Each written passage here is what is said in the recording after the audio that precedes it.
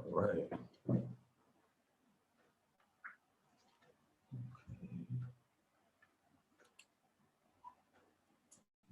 Shalom. I'm Dr. Yasapa. We're going to begin in about a minute or two. I don't know what's going on with my camera, why it's not focusing properly. But let's give it a second. And then we'll go ahead and get started. In this video, we're going to discuss another papal bull. Okay, another papal bull. So the reason why I'm doing these papal bulls is because they're related to Deuteronomy chapter 28. Okay, they are related to Deuteronomy chapter 28.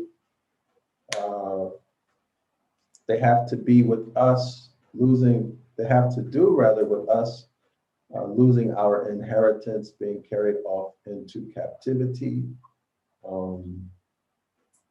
So instead of having our own land, our own means of production, in other words, we were entrepreneurs, we had our own assets and resources. We were taken into captivity. Now we have a situation where everybody has a job, right? They have a job. This is not natural. Having a job is not natural. It's not Hebraic. It is, in fact, captivity. But that's another story. But we'll go through the papal bulls, and you're going to benefit tremendously by having this understanding. Not only is it related to Deuteronomy chapter 28, our heritage and our history, but our present day situation, because it has everything to do with our present day situation, meaning what? The way we, as richly melanated people, or the House of Yasharallah and others, are treated according to what? The legal system in the various countries around the world that we live in, right? We're always at the bottom. Kept at the bottom how? Through the legal system. Before the administrative state, it was through law, or the inappropriate application of law that they used to oppress us. Now it's through public policy, state statutes, municipal codes, all of these things, right? Well, federal statutes, rather. So the administrative state. So this is the basis of it. So, but we'll get into it. I won't talk too much else about it. All right, so let's get ready to pull up the document. I'm going to turn my camera off. You can, we'll take a minute and write this phone number down. You can call in on any live that I do using this phone number, okay? Use this phone number, 530-554-9419. And you can call in, you can comment, whatever, during the live, okay?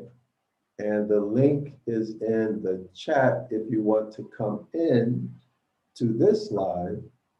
And if you want to read or comment or participate in the live, you can do that, okay? I only ask that you come in and be respectful.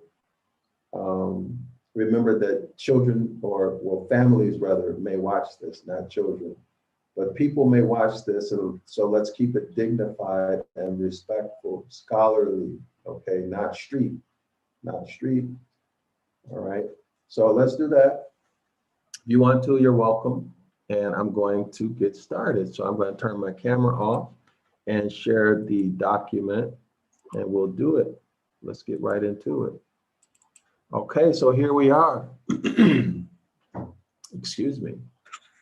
Okay, so Romanus Pontifex, granting the Portuguese a perpetual monopoly in trade with Africa.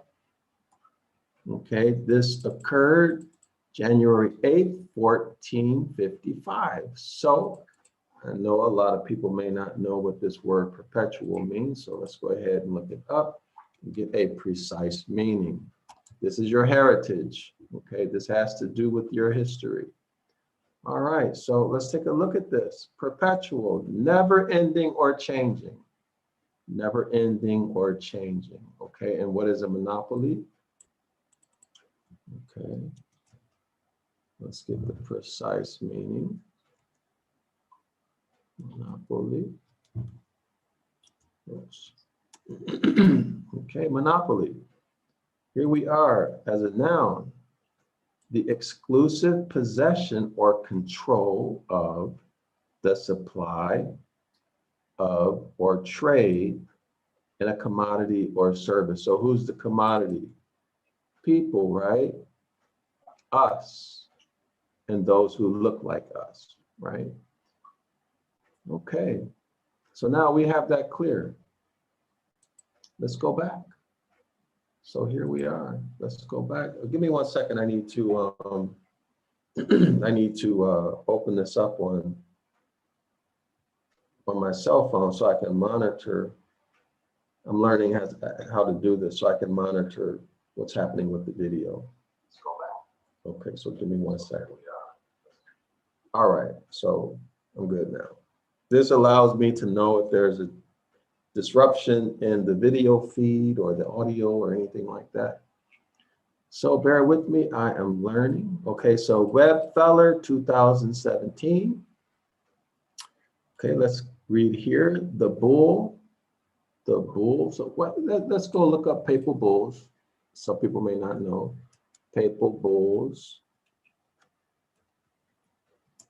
All right. So here we are.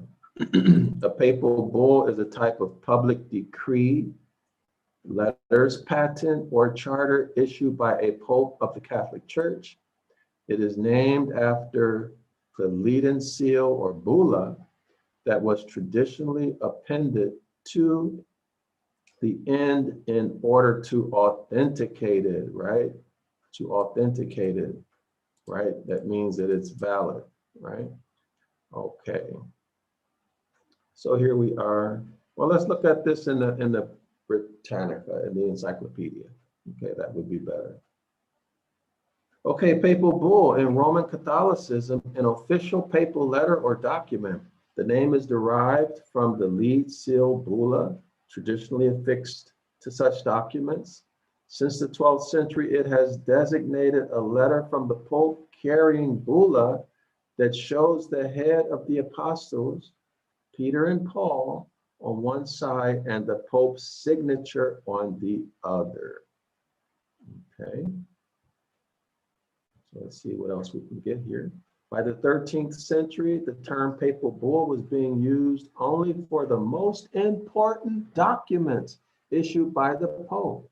These included canonizations of saints, dogmatic pronouncements, Henry VIII's dispensation to Mary Catherine of Aragon, his brother's widow, the restoration of the Society of Jesus in 1814, and the announcement in December 25th, 1961, the forthcoming Second Vatican Council.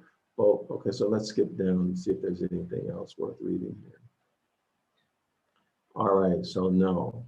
So this is actually, oops, let's go back. This is actually legislation, right? Public decree, public law. This is legislation. Okay, 1 moment.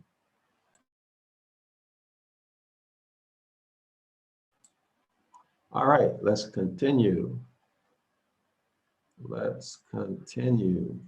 So here we are. So this is the background information, okay? So this is going to set up the context. This is the actual papal bull here, okay? So let's read the background. The kingdoms of Portugal and Castile.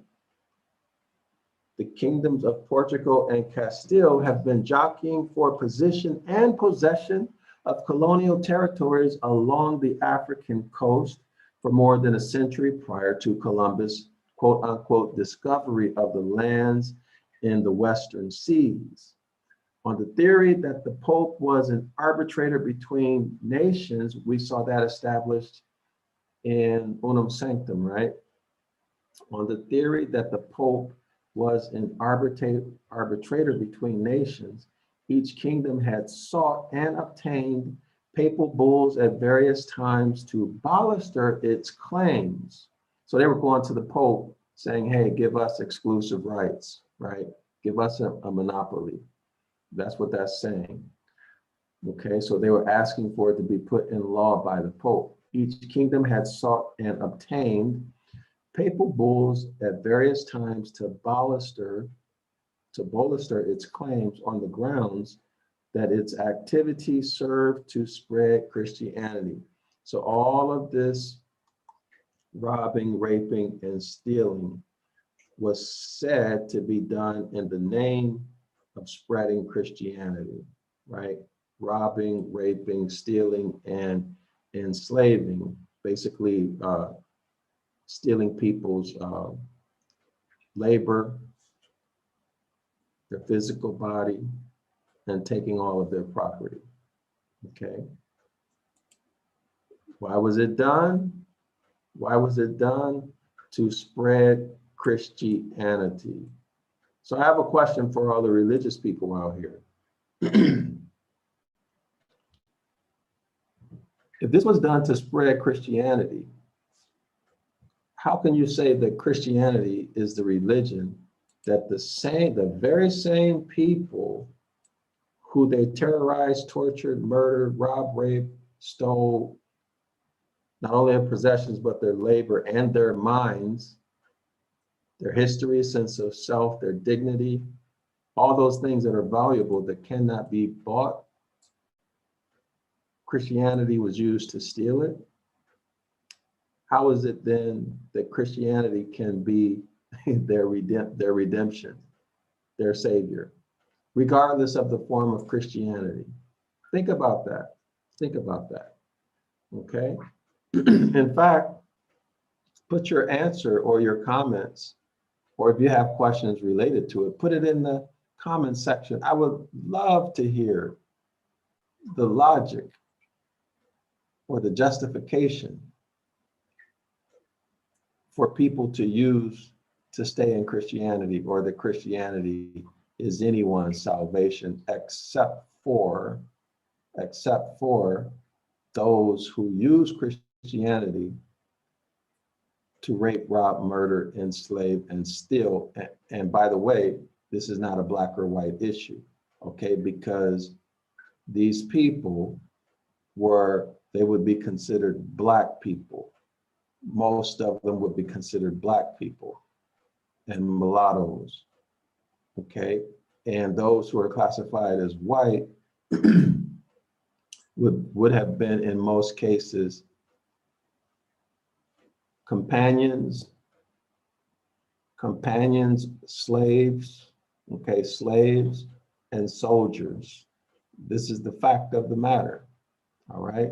A whole bunch of white people didn't just come over and take everything. These would be people who would be classified as black today. And their soldiers, okay, they're soldiers and slaves who would be classified as white today, all right? I'm talking generally, okay, generally. So let's continue. The bull, Romanus Pontifex, is an important example of the papacy's claim to spiritual lordship of the whole world and of its role in regulating relations among Christian princes and between Christians and unbelievers. Who are these unbelievers? Heathens and infidels. Heathens and infidels, okay? The bull became the basis for Portugal's later claim to lands in the New World. That's the Americas, where my people are from. Okay, my people are autochthonous to the soil in the Americas. We didn't come from Africa. Okay, at least not in my family. We don't have any information about that in my family. a claim which was countered by Castile. And by the way, just because someone tells you that you're from Africa doesn't mean that you're from Africa. It is better, even scholarly, better to listen to what your family says than what someone else says, be they a professor, researcher, or whatever, right? The firsthand knowledge coming from the people is more reliable, more accurate than something that somebody says who's not even from the Americas, okay? Or even a researcher, they don't have a clue. So trust what your family, what your bloodline relatives have told you, okay? All right, so here we are. Let's go back and read this last sentence. This bull became the basis for Portugal's later claim to lands in the New World, a claim which was countered by Castile and the bull Inter Caetera in 1493. So here's the fight. Here's the issue at hand, right? Portugal was saying, hey, it's mine. And Castile was saying, no, it's mine, right? All right. So this is, we're going to do this bull also. The Inter Caetera, we're going to do this one also. So this Romanus Pontifex was done in 1455, and the Inter Caetera was done in 1493, right? So about 43 years later. That's our timeline. All right. Let's continue to the next paragraph. An English translation of Romanus Pontifex is produced below, as published in the European treaties bearing on the history of the United States and its dependencies. Okay, so now what is this telling us? This is telling us or showing us that this has application to the history of the United States. What is the history of the United States? It's about taking, robbing, stealing the land from the indigenous people, right? And again, remember, these are not in the main white people. These would be people who were classified or who would be classified as Black people today who did this, okay? And they had slaves and soldiers who were also, they would be classified as white today, all right? Okay, so let's continue. All right, so an English translation of Romanus Pontifex is reproduced below as published in European treaties bearing the history of the United States and its dependencies to 1648. Francis Gardner Davenport, editor, Carnegie Institution of Washington, 1917. Washington, D.C. at page 200, at page 20 through page 26. The original text in Latin is in the same volume at pages 13 through 20. All right, so now let's get into the translation. Let me drink a little water first, okay?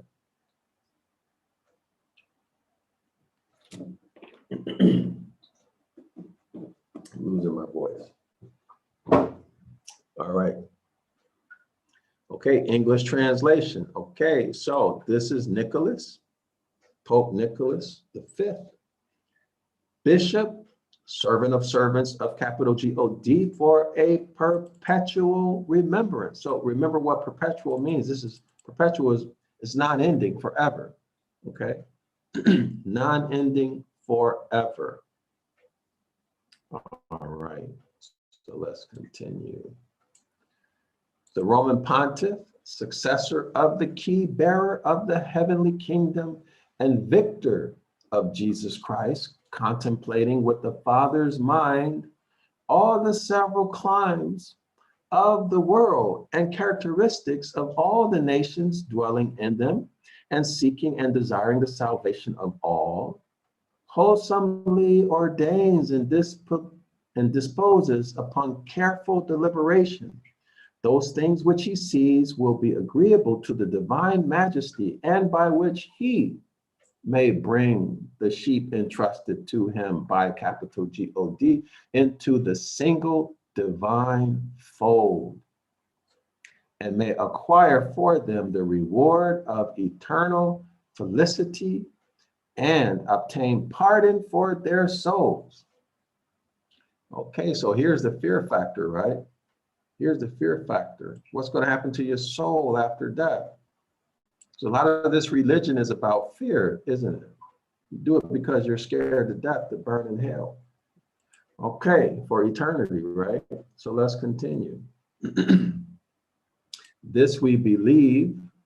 Okay, so again, a belief. Okay, not a fact, not something of nature, but a belief, a position. This we believe will more certainly come to pass through the aid of the capital Lord, if we bestow suitable favors and special graces on those Catholic kings and princes. Oh, so now he's saying that, hey, well, the deity is going to be better to us if we do something special for these kings. Okay, so let me read that again. This we believe will more certainly come to pass through the aid of the capital Lord. So that's the deity, right? So the deity is going to do it for them. If is always a condition, right? If is a condition. So the deity will do it for them on what condition? If we bestow suitable favors and special graces on those Catholic kings and priests. So what are these special graces? Well, go kill, go murder people, go steal, take everything they got, their possessions, right? Their minds, their language, their heritage, take it all, but you'll be what? Saved by grace, by the deity. Why? Because it's a favor from the deity. Let's continue. As long as you're a Catholic king or prince, right?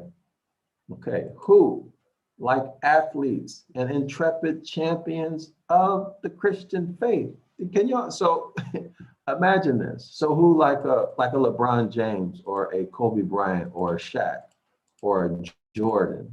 So the kings and the princes are like Shaq, Jordan, Magic Johnson, okay, King James, LeBron James rather, who like athletes and intrepid champions of the Christian faith.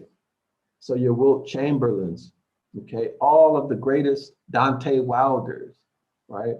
Sugar Ray Leonard, Mike Tyson, Roy Jones Jr., Bernard Hopkins, all of these great athletes and champions, who like athletes and intrepid champions of the Christian faith, as we know by evidence of facts, not only restrained the savage excess of the Saracens and of other infidels, enemies of the Christian name, but also for the defense and increase of the faith, vanquished them and their kingdoms and habitations, though situated in the remotest parts unknown to us, and subject them to their own temporal dominion. Now remember, temporal means earthly, physical, right? From the last video, Unum Sanctum, we looked that up. Sparing no labor and expense, in order that those kings and princes, relieved of all obstacles, okay, so in other words, Mosaic law doesn't apply, natural law doesn't apply, relieved of all obstacles. Why? Because they're under grace. Relieved of all obstacles, may be more animated to the persecution of so solitary and laudable a work. Hope everybody heard this. Okay. If you didn't understand that, go back and listen to it again. Again, in review, the Pope is saying that these Catholic kings and priests and their armies would be given grace, right? No natural law binds them. They're not obligated to follow any Christian law.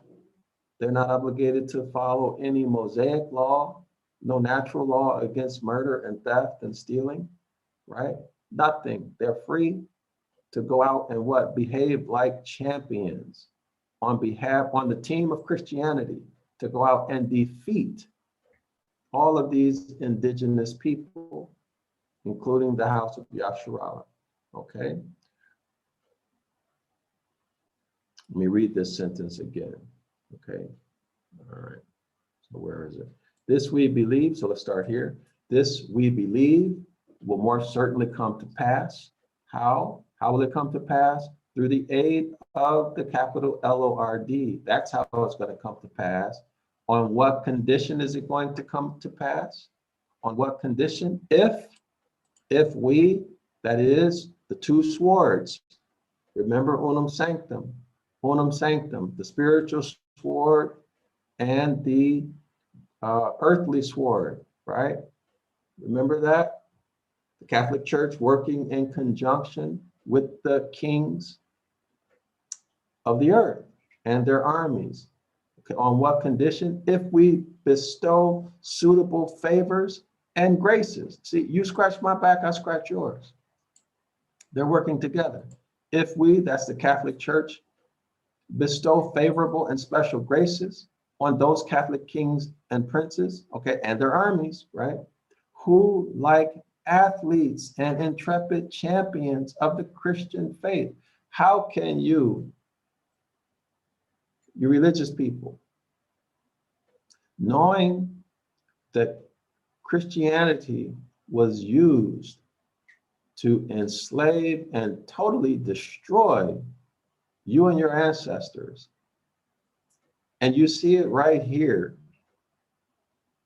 the evidence of it, this is not conjecture, this is not a lie, you see it right here. How can you then say Christianity is the way for redemption? How is that? Where's your mind at? Okay. So these princes and kings who, like athletes and intrepid champions of the Christian faith, as we know by evidence of facts. How do we know they're like champions of the Christian faith?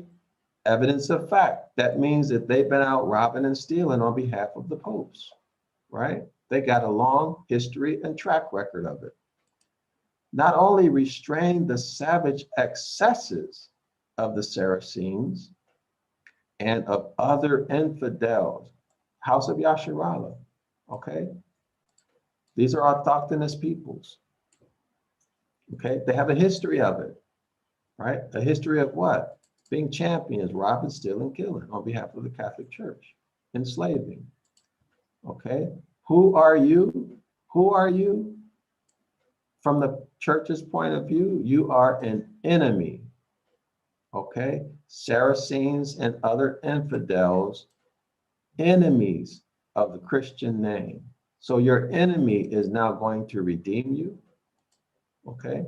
So Catholicism and those religions, all the Christian religions that broke off from Catholicism, meaning that they have a different doctrine. They have a different doctrine and they give themselves a different name. But other than that, they're the same, right? They do things a little bit differently. Like, for example, McDonald's makes its hamburgers a little bit different than Burger King, right? Burger King makes its chicken sandwiches a little bit differently than KFC, so on and so forth, okay? But they're still burgers and chicken burgers, right? They're all burgers, okay?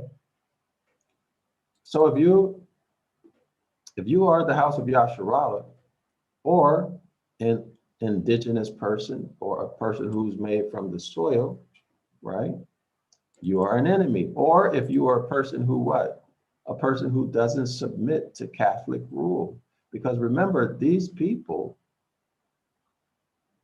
the leaders, would be classified as Black people today, right? They'd be classified as Black people today. If you don't know that already, the more you're around and you learn, you're gonna find that there were quote unquote Black Europeans, the aristocrats, the elites, okay, the royalty. Okay, so let's continue. So the house of the Yasharallah are enemies, okay, are enemies of the Christian name. But now you have people saying that Christianity is your redemption, but they're telling you that Christianity is your enemy, right? So which one is right? Is the Pope right? I mean, if someone tells you, I hate you, I can't stand you, you're an enemy, and then you turn around and say, no, I love you, you're my redemption, what kind of sense does that make? So let's continue. Enemies of the Christian name, but also for the defense and increase of the faith. Vanquish them and their kingdoms and inhabitants. Oh, I got to do this. Let's go look up vanquish. Vanquish.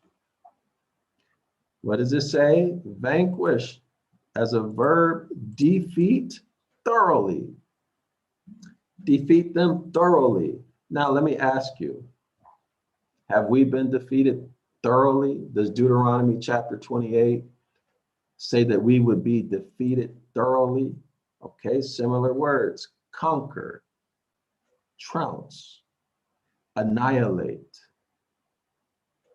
Bring someone to their knees. Are we not on our knees right now in the United States and everywhere else across the globe? They use silent weapons against us. Our people are completely out of their mind. Most of them know something's wrong, but they're afraid to face it because most of the men are cowards. Okay, they are cowards. The vast majority are cowards, regardless of how tough they try to make themselves look, they are cowards, right?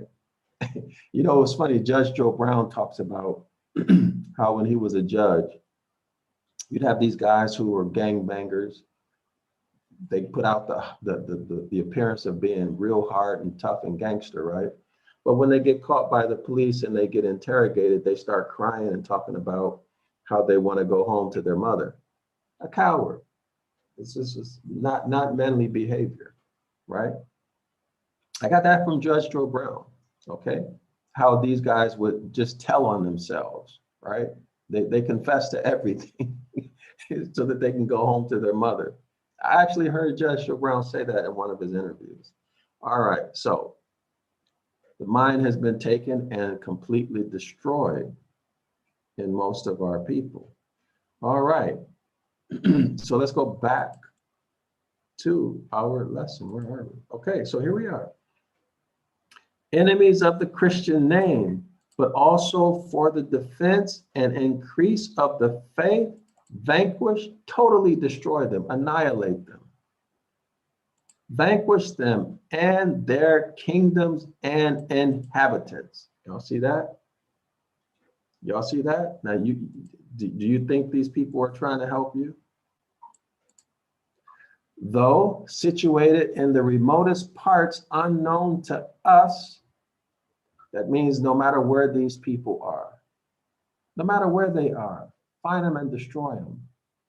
The kingdom, their leaders, and all of the inhabitants. Can you imagine such a thing? All done in the name of Christianity.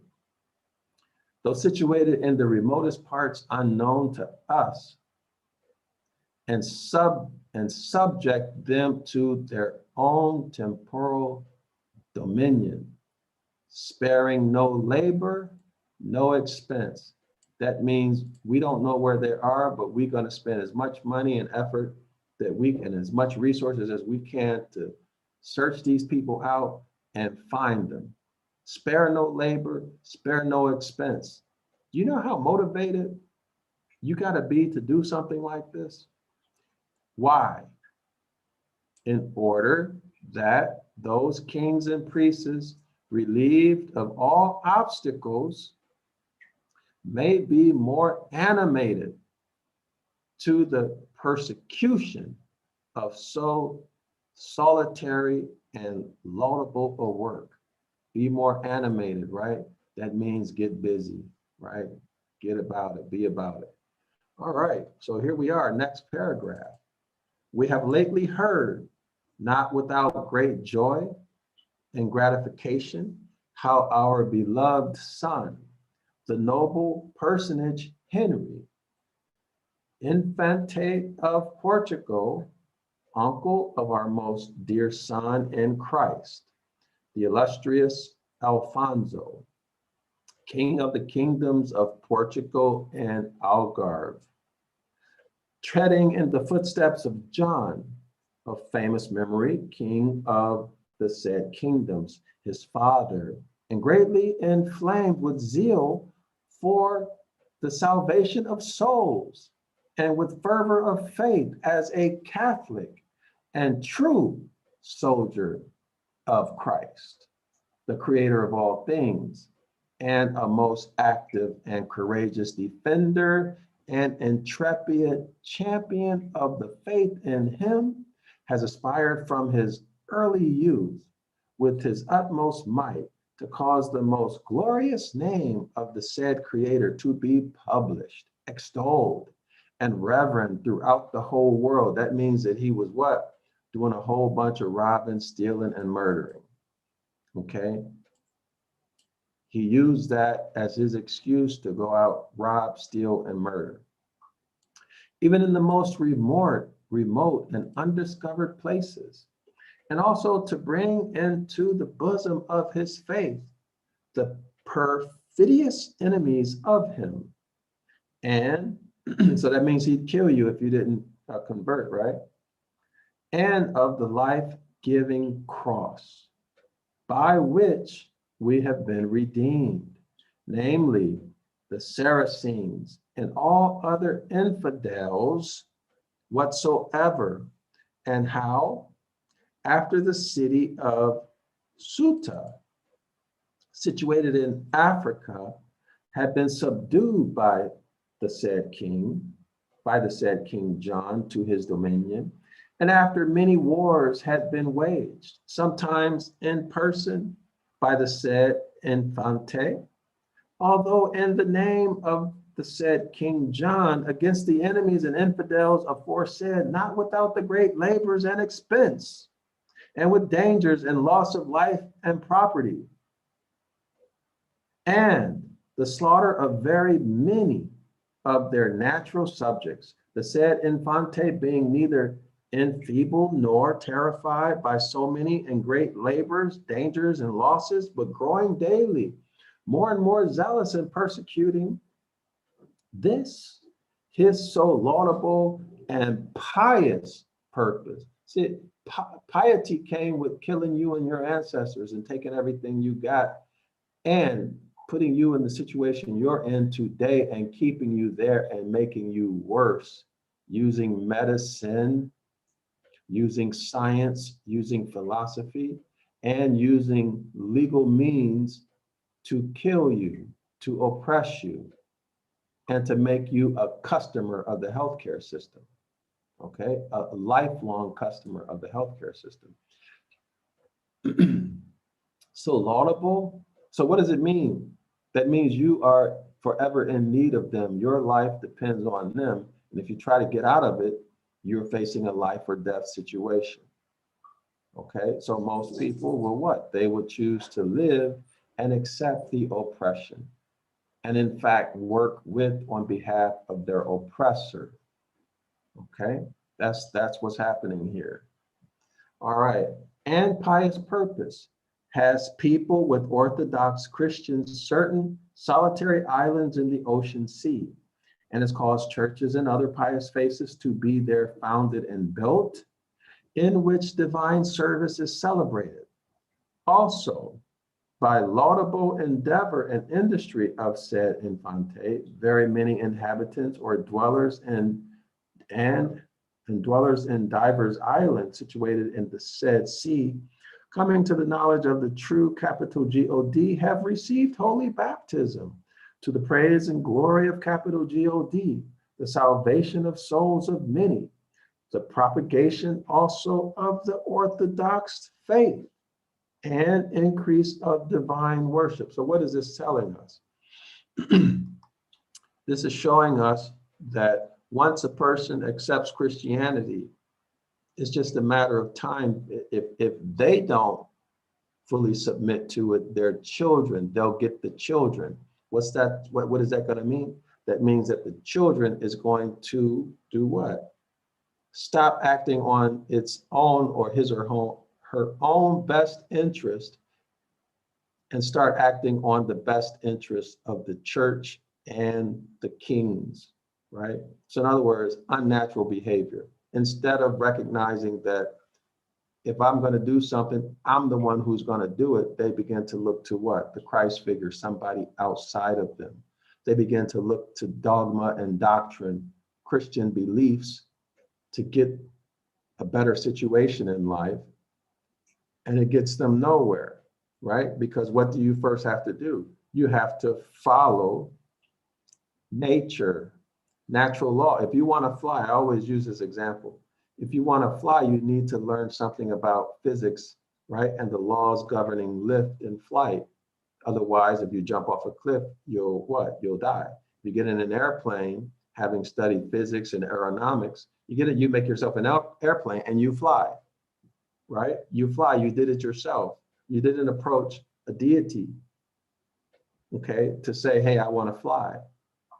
If you did the deity give you some type of ability to fly, right?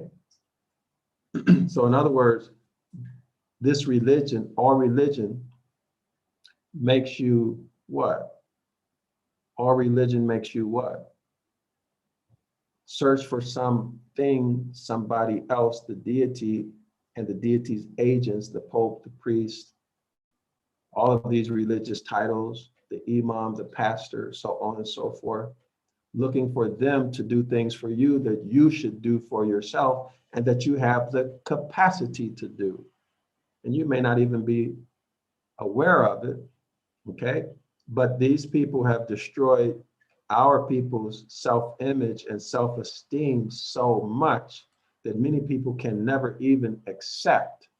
Even if you tell them, they can never even accept that they have the ability to create their own reality, right? That they have their own built-in creative mechanism built inside of them, right?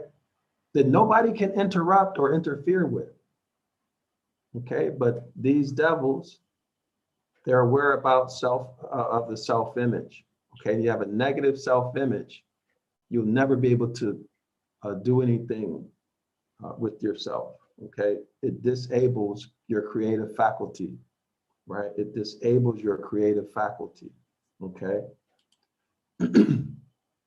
So the point is, it also takes you into the lower self or the lower vibration behaviors, which will bring nothing but negativity into your life, right? Okay, so let's continue. Let me get some water, hold on a second. If anybody wants to come in, participate, I'm gonna stop this share, turn the camera on. That's the call-in number. Hold on, let me drink some water here.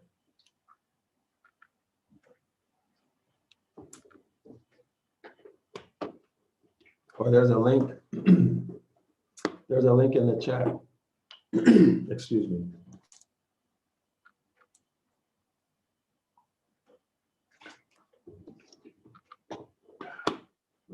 There's a link in the chat if you want to come in.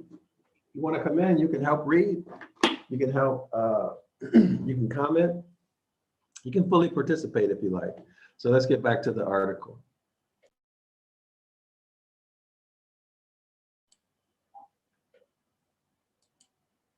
Oops. Give me 1 second. All right, so here we go. Let me turn that off. Okay, so here we are. Let's continue. All right, so we're at the next paragraph. Moreover, since some time ago, it had come to the knowledge of the said Infante that never, or at least not within the memory of men, had it been customary to sail on this ocean sea toward the southern and eastern shores, and that it was so unknown to us Westerners that we had no certain knowledge of the peoples of those parts, believing that he would best perform his duty to the capital God in this manner, if by his effort and industry that sea might become navigable as far as to the Indians, who are said to worship in the name of Christ, and that thus he must be able to enter into relation with them and to incite them to aid the Christians against the Saracens and other such enemies of the faith, and might also be able forthwith to subdue certain Gentile or pagan peoples living between, who are entirely free from infection by the sect of the most impious Muhammad, and to preach and cause to be preached to them the unknown but most sacred name of Christ. Okay. Strengthened, however, always by royal authority, he has not ceased for 25 years. Okay. Hello. Hello. Shalawama. Shalawama. What's your name? Where you calling from? I'm Dallas. I'm calling from St. Cloud, Florida. Okay. What's your I name? think what needs Dallas. Dalit. Okay. Yeah, Dallas. Darrell-El on your, when you see me comment, I'm Darrell too. Okay. Okay. Oh, okay. So I Okay. made a few comments. Excellent. Go ahead. Go ahead. Let us hear what you have to say. Yeah. Well, it's basically, you did give me a thumbs up on the exposing of what apostle means. Our people have to realize that that word apostle and apostate is the same word etymologically. It means an obstacle. So, people have to, I believe our people need to expose that word more and let them know that that's a made-up word with a contrived meaning. They made it up and gave it a different meaning than what it actually means. Because if you actually look at the Latin of the word, where the Greeks stole it, they borrowed it from the Latin, it actually means to go before the tribunal of Caesar. You're requesting to be seen by Caesar. That's what this entity named Paul did, which is where we get him inserted into the Christian picture. He wouldn't fit in the picture outside of that word. He doesn't fit. But when you take that word in, now he fits. Because that's what he actually did in the book of Acts. I believe it's the 23rd chapter, where he says, hey, you can't treat me like this. I want to go see Caesar. That's apostoli. That's what that word means. That's what he did.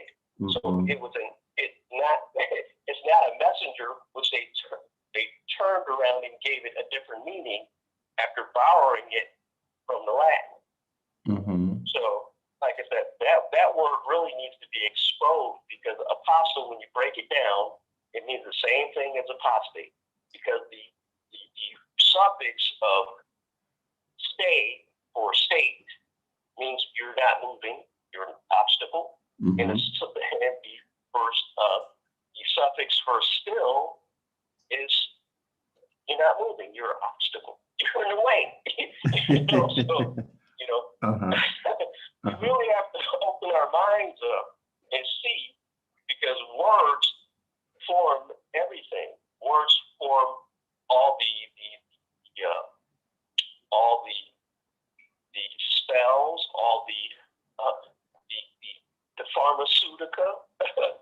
Mhm. That's all based upon words and language. So, Mhm. we have to open our minds up to these things and realize that. Excellent. Can you tell the viewers what video you put that comment on? Because a lot of people might want to go and read your comment there.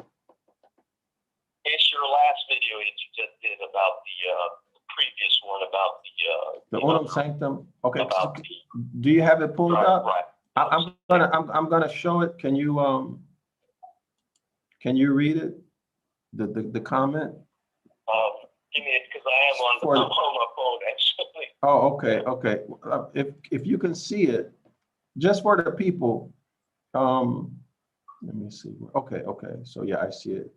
It should be on the screen now.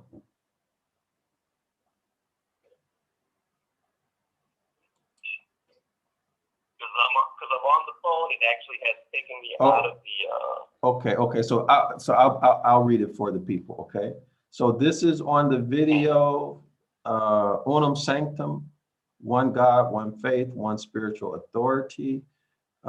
It was live streamed on July 15th, 2021. Okay, so the comment is from Darrell-El, and I'm going to read the comment. Apostle etymologically means apostate. The apple prefix means away from, and the suffix still and sta means obstacle. The Latin word apostoli was borrowed by the Greek and meaning changed to mean messenger. I'm sorry, and the meaning was changed to mean messenger, to include Paul in the scripture or in the scriptural narrative. The true meaning of the Latin of apostoli is, quote unquote, one who requests tribunal before Caesar. This is an action apostle or apostate Paul performed in the book of Acts. Words are based upon prefix and suffix. If the meaning deviate from prefix suffix, the meaning has been altered to include you in a false delusion. That's an excellent comment. That is an excellent comment. So, well, thank you very much. This should be very helpful for our people because we really, well, let me let you say it again. Can you make some comments about the importance of learning etymology and its relationship to being able to read and comprehend?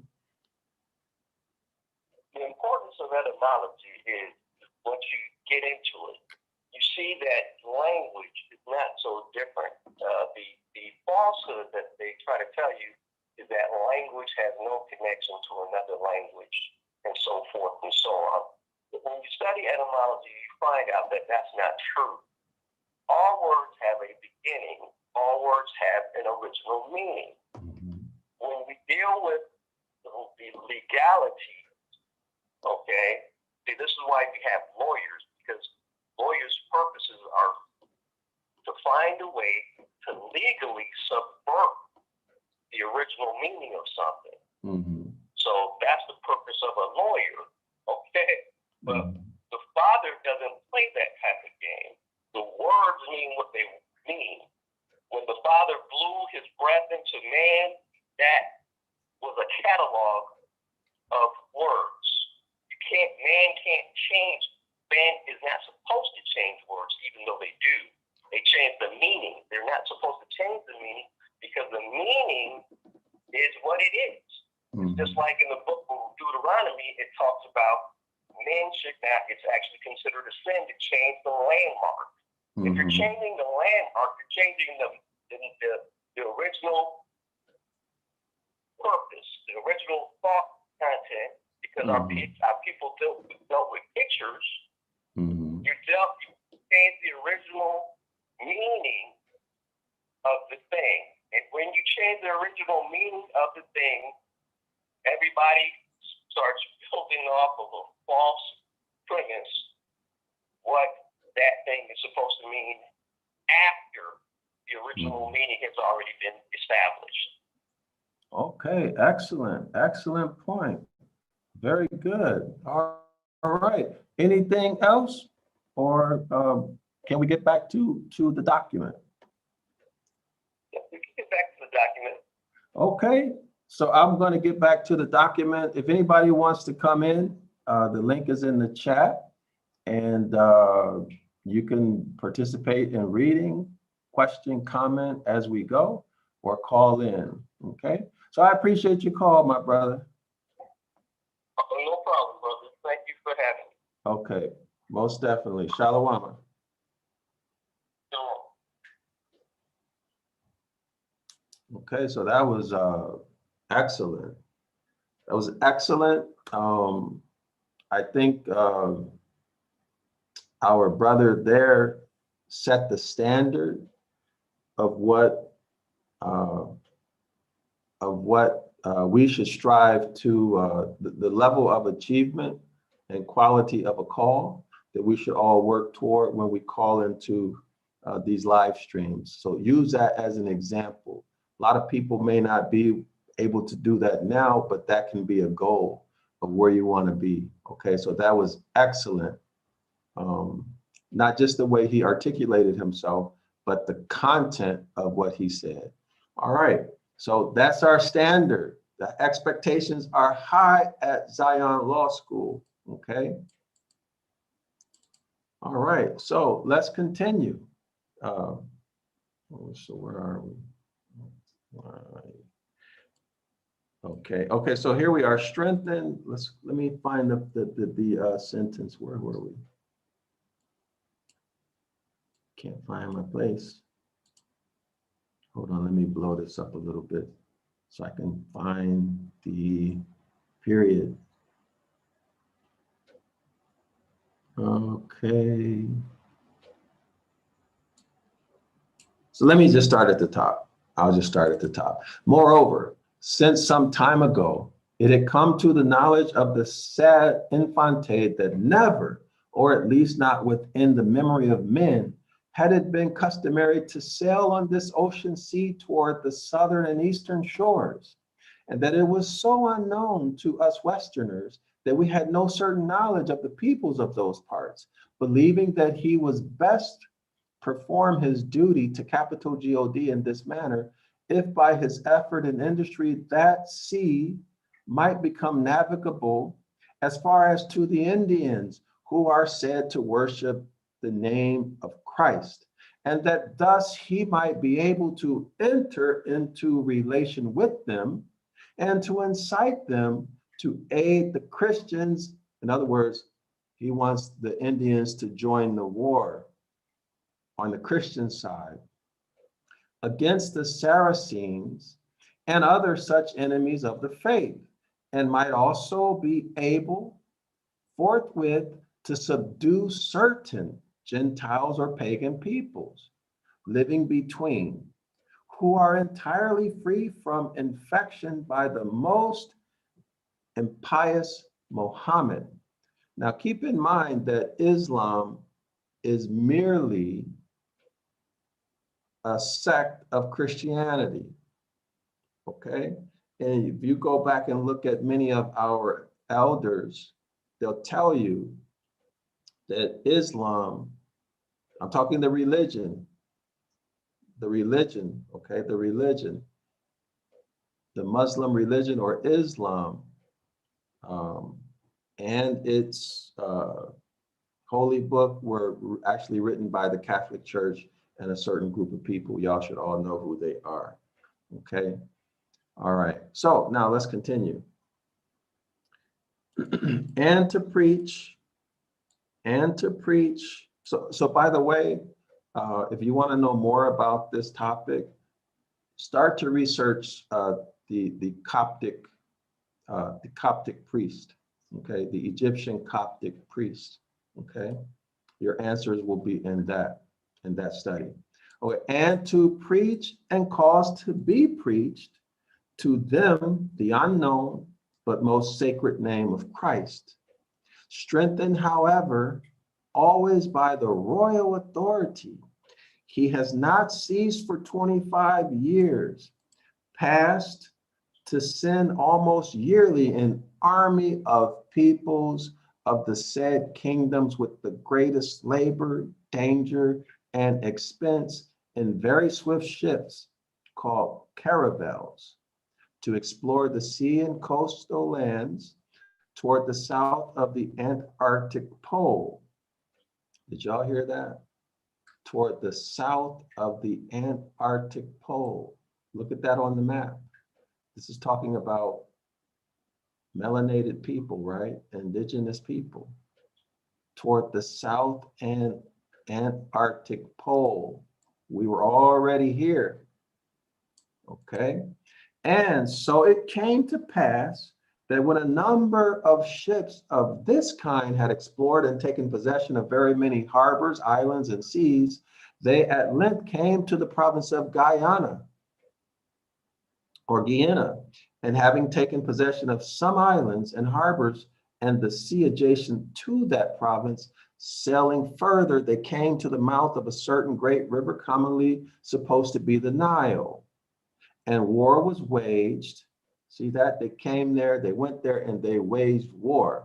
And war was waged for some years against the people of those parts in the name of the said King Alfonso and of the Infante, and in it very many islands in that neighborhood were subdued. They were conquered and peacefully possessed. That means that the Christians took everything. Okay, they took it all, including the man's manhood and the woman's womanhood. All right, as they are still possessed together with the adjacent sea. Thence also many Guinean men and other Negroes. Many Guinean men and other Negroes taken by force, and some by barter of unprohibited articles, or by other lawful contract of purchase. Y'all hear that? Lawful contract of purchase, okay, have been sent to the said kingdoms. A large number of these have been converted to the Catholic faith, and it is hoped by the help of divine mercy that if such progress be continued with them, either those peoples will be converted to the faith, or at least the souls of many of them will be gained for Christ. Okay, so I hope everyone sees what's happening here. So what's happening here?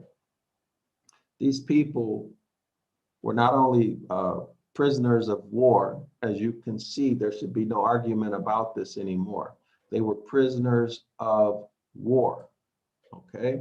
Not a slave, prisoners of war taken by force, right? Men and women. And they did what? They used the law. They used the law to what? Conduct commerce or trade with these people, okay?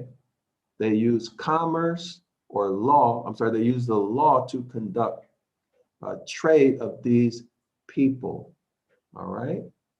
Understand this, understand what's going on. So what is this telling us? The Pope wants them to be converted to Christianity. Why? Because once he gains their mind and or the minds of their children are also going to help the church conquer their own people, because now their focus is on what? They think that doing the right thing is pushing, promoting, evangelizing Christianity, instead of what? Taking care of their self and their own people. Okay? This completely detaches us from nature and has us pursuing the work of a deity instead of doing what's best for ourselves. I hope this is clear. So let's move on to the next paragraph. So in other words, the Catholic Church is basically getting you to work for them, for their best interest. And that's going to be what? To your detriment. Okay, and how are they doing it? Through the mind, by convincing you that what you're doing is for the deity and therefore for your best interest. Okay, all right. So let's continue to the next paragraph. But since as we are informed, although the king and infante aforesaid, who with so many and so great dangers, labors, and expenses, she is not free to wage war, right? Oh, he sacrificed so much to go out here and steal all of this stuff. Okay. And also with loss of so many natives and their said kingdoms, very many of whom have perished in those expeditions. Y'all see that? Also with loss of many natives of their said kingdoms. So are you talking about loss of natives who stood for their people, or loss of natives who turned traitor and began to war against their own people on behalf of the Catholic Church? See, many of them died. Very many of whom have perished in those expeditions, depending only upon the aid of those natives, have caused those provinces to be explored. Y'all see this? Traitors, depending only upon the aid of those natives, have caused those provinces to be explored and have acquired and possessed such harbors, islands, seas as aforesaid, as true lords of them. See, traitors amongst our own people, even today. Okay, so without these traitors, they would not have had success. That goes today. Fearing lest strangers induced by covetousness should, well, let's look that up. This is a word most people don't know. All right. So let's go ahead and get a precise meaning of covetousness. All right. So marked by inordinate desire or wealth or possessions or in others' possessions. So you want somebody else's stuff that doesn't belong to you and you don't have a right to it. Okay. So let's go back to what happened. All right. Let's go back. So we were at covetousness. Here we are. Okay. Fearing lest strangers induced by covetousness should sell to those parts and desiring to usurp to themselves the perfection, fruit, and praise of this work, or at least to hinder it, should therefore, either for the sake of gain or through malice, ain't that nothing, carry on, transmit iron, arms, wood used for construction, and other things and goods prohibited to be carried to infidels, or should teach those infidels the art of navigation, whereby they would become more powerful and obstinate enemies to the king and infante, and to persecution of his enterprise, would either be hindered or would perhaps entirely fail, not without great offense to capital God and great reproach to all Christianity. See, all Christianity. To prevent this and to conserve their right and possession, the said king and infante, under certain most severe penalties then expressed, have prohibited and in general have ordained that none, unless with their sailors and ships and on payment of a certain tribute and with an express license previously obtained from the said king or infante, should presume to sail to said provinces or to trade in their ports or to fish in the sea.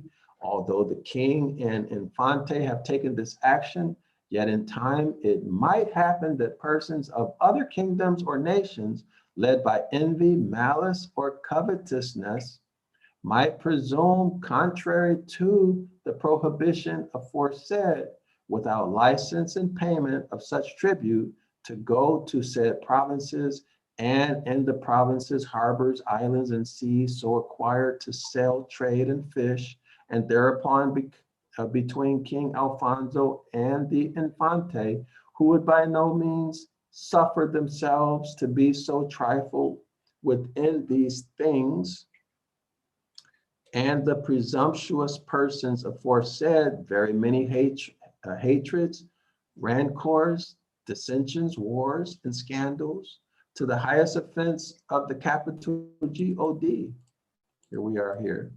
And danger of souls probably might and would ensue. We therefore weighing all and singular the premises with due meditation, and noting that since we had formerly by other letters of ours generated amongst other things free and ample faculty to the aforesaid King Alfonso to invade, search out, capture, vanquish, and subdue all Saracens and pagans whatsoever and other enemies of Christ, whosoever placed, and the kingdoms, dukedoms, principalities. By the way, dukedoms. This should remind us of what? Edomites. So in this papal bull, the Edomites, right, because they were dukes, right? They were also included amongst those who would be what? Who would be raided, invaded, searched out, captured, vanquished, subdued, right? Melanated people, okay? Principalities, dominions, possessions, and all movable and immovable goods whatsoever held and possessed by them, and to reduce their persons to perpetual slavery forever, and to apply and appropriate to himself and his successors the kingdoms, dukedoms, notice this, counties. See, the counties were already here, okay? The invaders, or the people who classified themselves as white, they didn't make the counties. The counties were already here. The government structures were already here, okay? So the kingdoms, the dukedoms, the counties, principalities, dominions, possessions, and goods. See, these people, quote unquote, the people who classified themselves as white, they didn't build all of the architecture. All these things it was already here. They're admitting it. They're admitting it in this article, right? Or in this papal bull. The properties, the dominions. We weren't in the forest, savages. Does everybody see that? This document is showing that we were already here, right? Our people were already here. I hope this is clear. How do we know? Well, let's read it again. To invade, search out, capture, vanquish, subdue. Now, if you haven't already looked at the video I did on Genesis chapter 1, go and watch that video on my YouTube channel here, Zion Law School.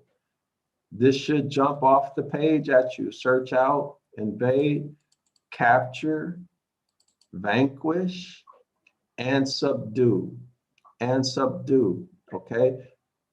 If this does not jump off the page at you, go back and look at the video in Genesis chapter, the video on my YouTube, Genesis chapter 1 and chapter 2. So start with Genesis chapter 1. Okay, the first 2 hours and 4 minutes are traditional Christian beliefs or understandings of that. I present the etymological meaning 2 hours and 4 minutes into the video. So if you want to get to just what I present, fast forward to 2 hours and 4 minutes. If you want to hear everything else, start at the beginning, but that's going to be 2 hours and 4 minutes, okay? So this should jump off the page at you. Okay, so now let's get back to it. And subdue all Saracens and pagans whatsoever, and other enemies of Christ, whosoever placed, and the kingdoms. So see, they had governments. They weren't in the woods, right? They were not uncivilized, okay? Does everybody see that? They had kingdoms. This is governmental structures. Dukedoms. The Edomites had dukedoms. Now, did other people have dukedoms? Well, we don't know, right? Dukedoms are associated in scripture with the Edomites. Principalities, okay, these are authorities, right? Governments, dominions, these are lands. Okay, well, matter of fact, let's look up dominions. Okay, let's look up dominions. So all of this stuff about our people needing to be civilized and that okay, so dominions, okay, noun, sovereignty or control, supremacy, ascendancy, dominance, domination. Okay, number two, what does it say? Territory of a sovereign or government. Territory of a sovereign or government. Okay, so we were not savages. Okay, they didn't go in to some land, kill everybody off and steal everything so that they can turn these savages and civilize them and give them Christianity. It's right here in the document. I hope everybody sees this. Okay, organized forms of government structure, right? Possessions. Okay, so now they have possessions. This is property, right? And what? All movable. Movable would be things like your gold chain, whatever equipment and tools you have. And what is this? Immovable goods. This might be a house or something else that you cannot transport, right? So there were movable goods and immovable goods. Immovable goods can be what? Buildings, Moorish architecture, right? Tartarus, and all of that stuff. So we were not uncivilized. So all of that stuff about Christianity civilizing people, that's all garbage. It's right here in the document. I hope everybody sees that. Okay, I hope everybody sees that. So let's continue. So we were at, okay, so immovable goods whatsoever, held and possessed by them, and to what? Reduce their persons to perpetual slavery. Reduce them. Reduce means what? Take down. Take down. Okay, reduce their persons to perpetual slavery and to apply and appropriate to himself. Notice this, and to apply and appropriate to himself and to his successors. Who are his successors? His heirs. Okay, and to apply and appropriate to himself and his successors the kingdoms, dukedoms, counties, principalities, dominions, possessions, and goods, and to what? To what? Convert them to his and their use and profit. So in other words, they're going to what? Take it, make it their own, and give it to their children as their heritage. And what do they do in these days? They escheat. We don't know that legal term. Look up the legal term, escheat. Okay? They escheat. Let's continue. By having secured the said faculty, the said King Alfonso, or by his authority, the aforesaid Infante, justly. Y'all hear that? Justly. Ain't that nothing? Justly, and what? What do they say? Lawfully has acquired and possessed. Justly and lawfully acquired and possessed. Okay, and you religious people, you're still holding on to Christianity and saying that Christianity is your redemption. Okay, all right, you still, does this make sense to you? Okay, or are you, by being involved in Christianity, are you acting against your own best interest and the interest of your people and your children? So let's continue. Okay, so they have justly and lawfully acquired and possessed and do possess. Okay, possession. So if you ever wake up and you realize that you are not Black, you are not Negro, you are not colored, you are not Indian, you are not Latino, you are none of these labels, none of these brands, guess what? The heir, the true heir, can then what? Claim possession. Okay, claim possession, right? This is why they do not want you to know who you are, your nationality. Because with nationality, the true heir is there, okay, and you can claim possession. Now, will they give it to you? Some people have gotten their lands back, right? Some people have. Just have to try, okay, and see what happens. Okay, these islands, lands, harbors, and seas, and they do of right belong and pertain to said King Alfonso and his successors. Y'all hear that? The Catholic Church says that all your ancestor stuff, that you are the rightful and lawful heir, belongs to what? Belongs to what? These European Christian kings and princes and their heirs, their children. Okay. All right. Now, do you think that these people are going to help you know who you are so that you can go back and then make a claim for your possessions? And then what are they going to have? They have nothing, and then they're exposed, right? But most people are scared. Most people are scared, cowards, right? Because you think they're going to harm you. So you rather stay a slave. Nor without special license from King Alfonso and his successors themselves has any other, even of the faithful of Christ, been entitled hitherto. Nor is he by any means now entitled lawfully to meddle therewith, in order that King Alfonso himself and his successors and the Infante may be able the more zealously pursue and may pursue this most pious and noble work.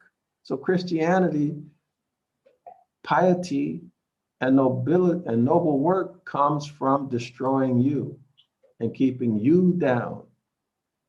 But yet you continue in Christianity and other religions, right?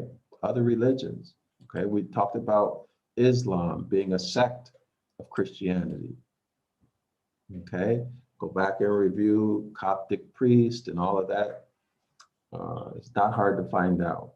And most worthy of perpetual remembrance, y'all see that?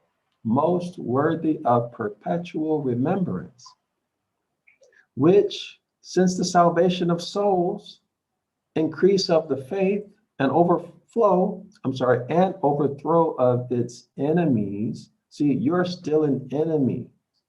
We are still enemies.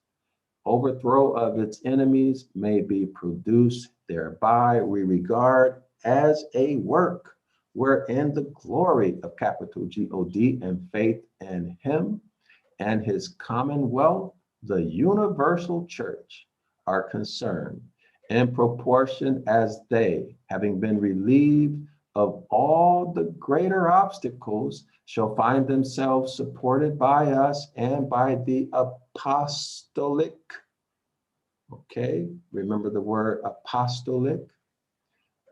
The apostolic see with favors and graces. We being very fully informed of all and singular the premises do motu proprio, not at the instance of King Alfonso or the Infante, or on the petition of any other offered to us on their behalf in respect to this matter. And after mature deliberation by apostolic authority, apostate authority, and from certain knowledge in the fullness of apostolic power, by the tenor of these presents, decree and declare that the aforesaid letters of faculty, let me move this up.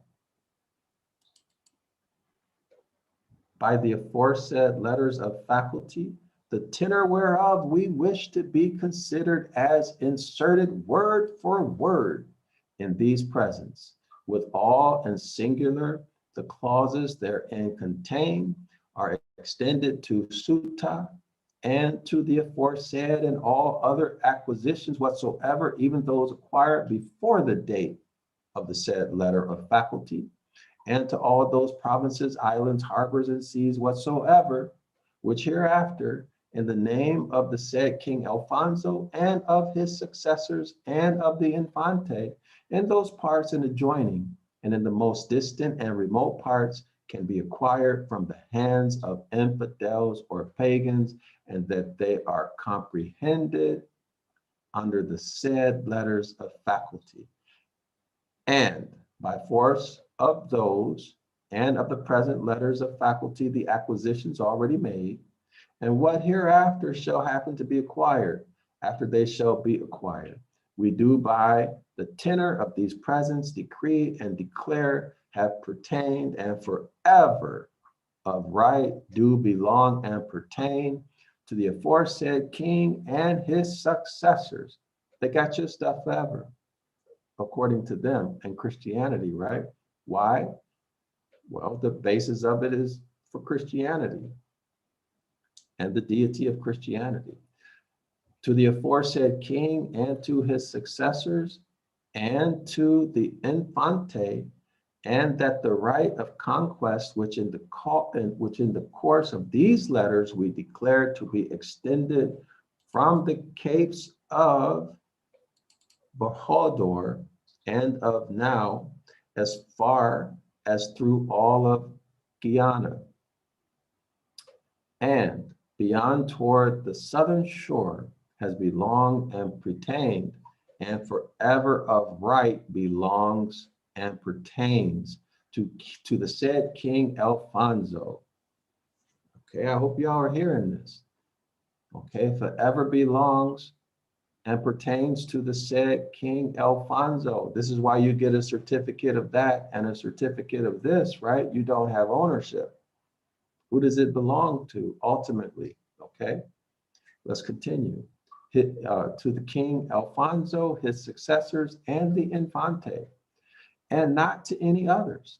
We also, by tenor of these presents, decree and declare that King Alfonso and his successors and the Infantante aforesaid might and may now and henceforth freely and lawfully in these acquisitions and concerning them make any prohibitions, statutes. So the Pope is giving them the right to make laws and statutes, prohibitions, statutes, and decrees whatsoever, even penal ones. So the Pope says that the governments can put you in prison. And with imposition of any tribute. So this should be of significance, right? The Pope is giving authority to the kings and princes who conquered our lands to what? Make prohibitions, make statutes, okay? These are laws, right? And decrees, public decrees, and even put people in prison. So who is the ultimate authority? And who are these laws and statutes benefiting? It should be clear from reading this, right? So let's continue. Even penal ones, and with imposition of any tribute, that would be what? A tax, or making you pay for a right, making you pay for a right, making you buy a license to fish, a license to get around from one place to another. So a license to work in your profession, okay? These are all tribute, taxes.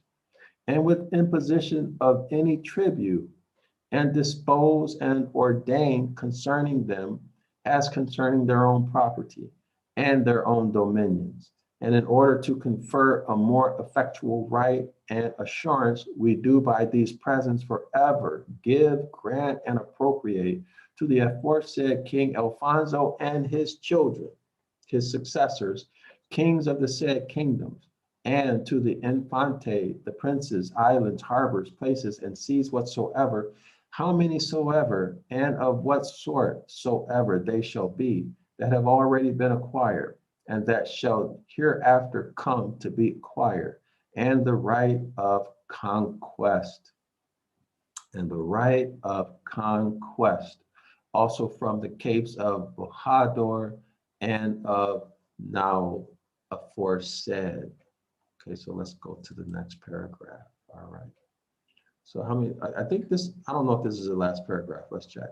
It looks like the last, no, just two more paragraphs, okay? Two more paragraphs, hang in there. Like and share the video, okay? Like and share the video. Comment. All of this stuff helps the YouTube logarithm get this message out to those of us, people like you who want to hear it. If you don't like it, other people won't hear it. The more you comment, the more you like the video, the more this gets distributed, okay? So like it, help us grow the channel. If you want, you like the content that I bring, like the video, it's free. I mean, it's the least amount of support you can do. Like the video, comment, even if you don't really have what you might think is a good comment. Comment because it's the minimum amount of support that you can give, okay? So let's continue. Moreover, since this is fitting in many ways for the perfecting of a work of this kind, we allow that the aforesaid King Alfonso and his successors and the Infante, as also the persons to whom they or any of them shall think that this is work out to be committed, may, let me put my cursor where we are, may, according to the grant made to the said king by John Martin V of happy memory, and another grant also made to King Edward of illustrious memory, king of the same kingdoms, father of the said King Alfonso by Eugenius IV of pious memory, Roman pontiffs or predecessors, make purchases and sales of anything and any good, of victuals whatsoever, as it shall seem fit, with any Saracens and infidels in the said regions, and also may enter into any contracts, transact business, bargain, buy and negotiate. What are they transacting business and bargaining for? What are they, your stuff, your inheritance, and your physical body. Okay, let's continue. And carry any commodities whatsoever to the places of those Saracens and infidels, provided that they not be iron instruments, wood to be used for construction, cordage, ships, or any kinds of armor, and may sell them to the said Saracens and infidels, and also may do perform or persecute all other and singular things mentioned in the premises, and these things suitable or necessary in relation to these, and that the same King Alfonso, his successors, and the Infante in the provinces, islands and places already acquired, and be acquired by him, may found and caused to be founded and built any churches, monasteries. Now y'all see is it becoming clear what these churches are for? Okay.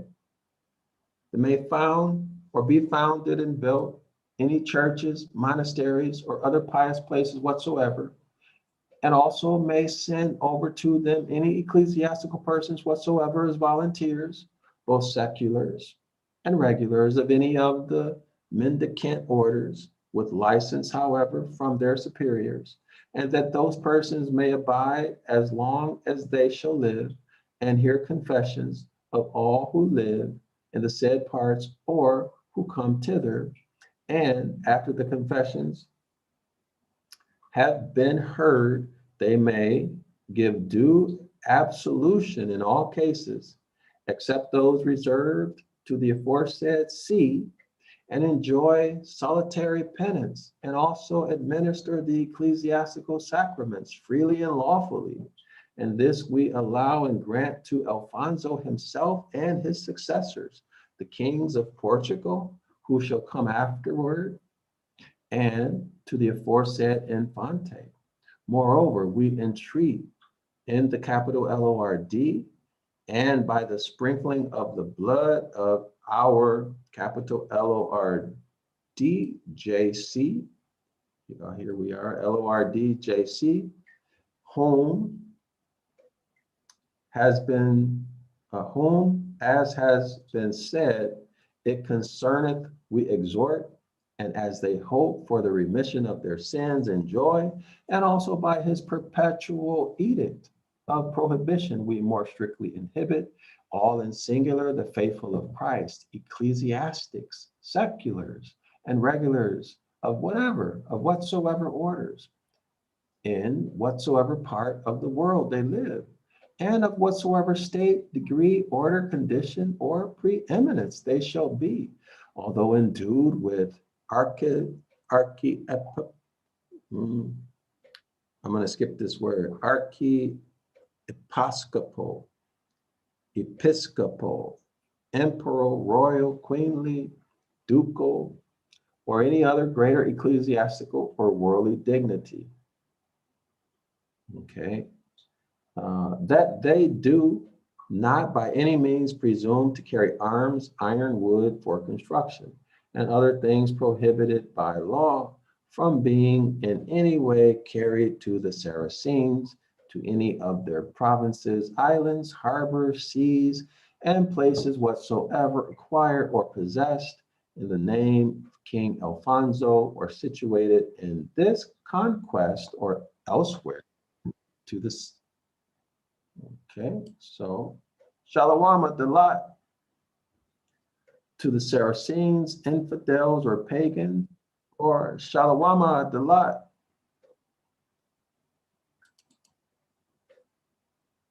unmute your microphone.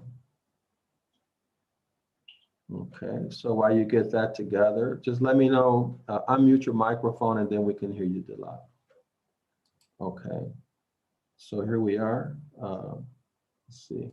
So let's start here. Ecclesiastical or worldly dignity, that they do not by any means presume to carry arms, iron, wood for construction, and other things prohibited by law from being in any way carried to the Saracens, to any of the provinces, islands, harbors, seas, and places whatsoever acquired or possessed in the name of King Alfonso, or situated in this conquest or elsewhere to the Saracens, infidels or pagans, or even without special license from said King Alfonso and his successors and the Infante, to carry or cause to be carried merchandise and other things permitted by law, or to navigate or cause to be navigated those seas, or to fish in them, or to meddle with the provinces, islands, harbors, seas, and places, or any of them, or with this conquest, or to do anything by themselves,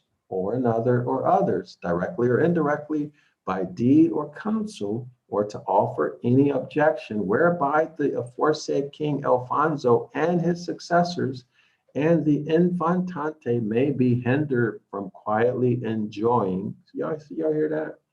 From quietly enjoying their acquisitions and possessions, and persecuting and prosecuting and carrying out this conquest. Did y'all hear that? While you suffer, he's going to quietly enjoy using all your stuff and benefit and enjoy having you in pain and suffering. So let me see what's going on with Dalat. Dalat, unmute your microphone. Oh, yes, sir. If I could get you to do one thing to show us, if you could go to Etymology online, and for the etymology of the word curse, what you just was talking about with the Catholic Church, that applies so much, because that place that we call a church, if you look at the etymological meaning of curse, it actually goes in well with what you were just talking about. Okay, can you see the screen? Do you want to go ahead and present it? Yes. So if you go to Etymon online.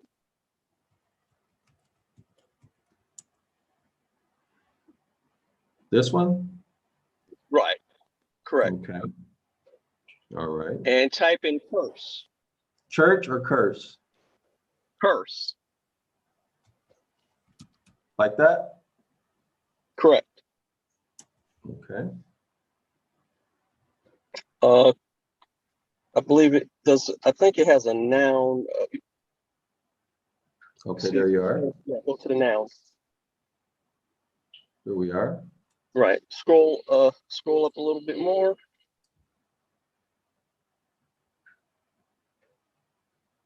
Scroll back. Give me a second here. Well, actually, yeah, this is it. Where it says the noun at, Yes. it says late Old English, curse, a prayer that evil or harm befall one, consignment of a person to an evil fate of uncertain origin. No similar word exists in Germanic, Romance, or Celtic Middle English compendium. Says probably from Latin cursus or course. Mm-hmm. In the Christian sense, this is the part, in the Christian sense, a set of daily liturgical prayers extended to set of imprecations as in the sentence of the great curse. So a church is actually a place where you go to perform curses, not prayers. Excellent point, right? That's also, we see that with the etymology of church, right? Correct. Well, do you want to finish? Do you want to go through this whole thing for the benefit of people who might view this video at a later time, Okay, sure. or at least through here? All right. Mhm. The formula read in churches 4 times a year, setting forth various offenses which entailed automatic excommunication of the offender.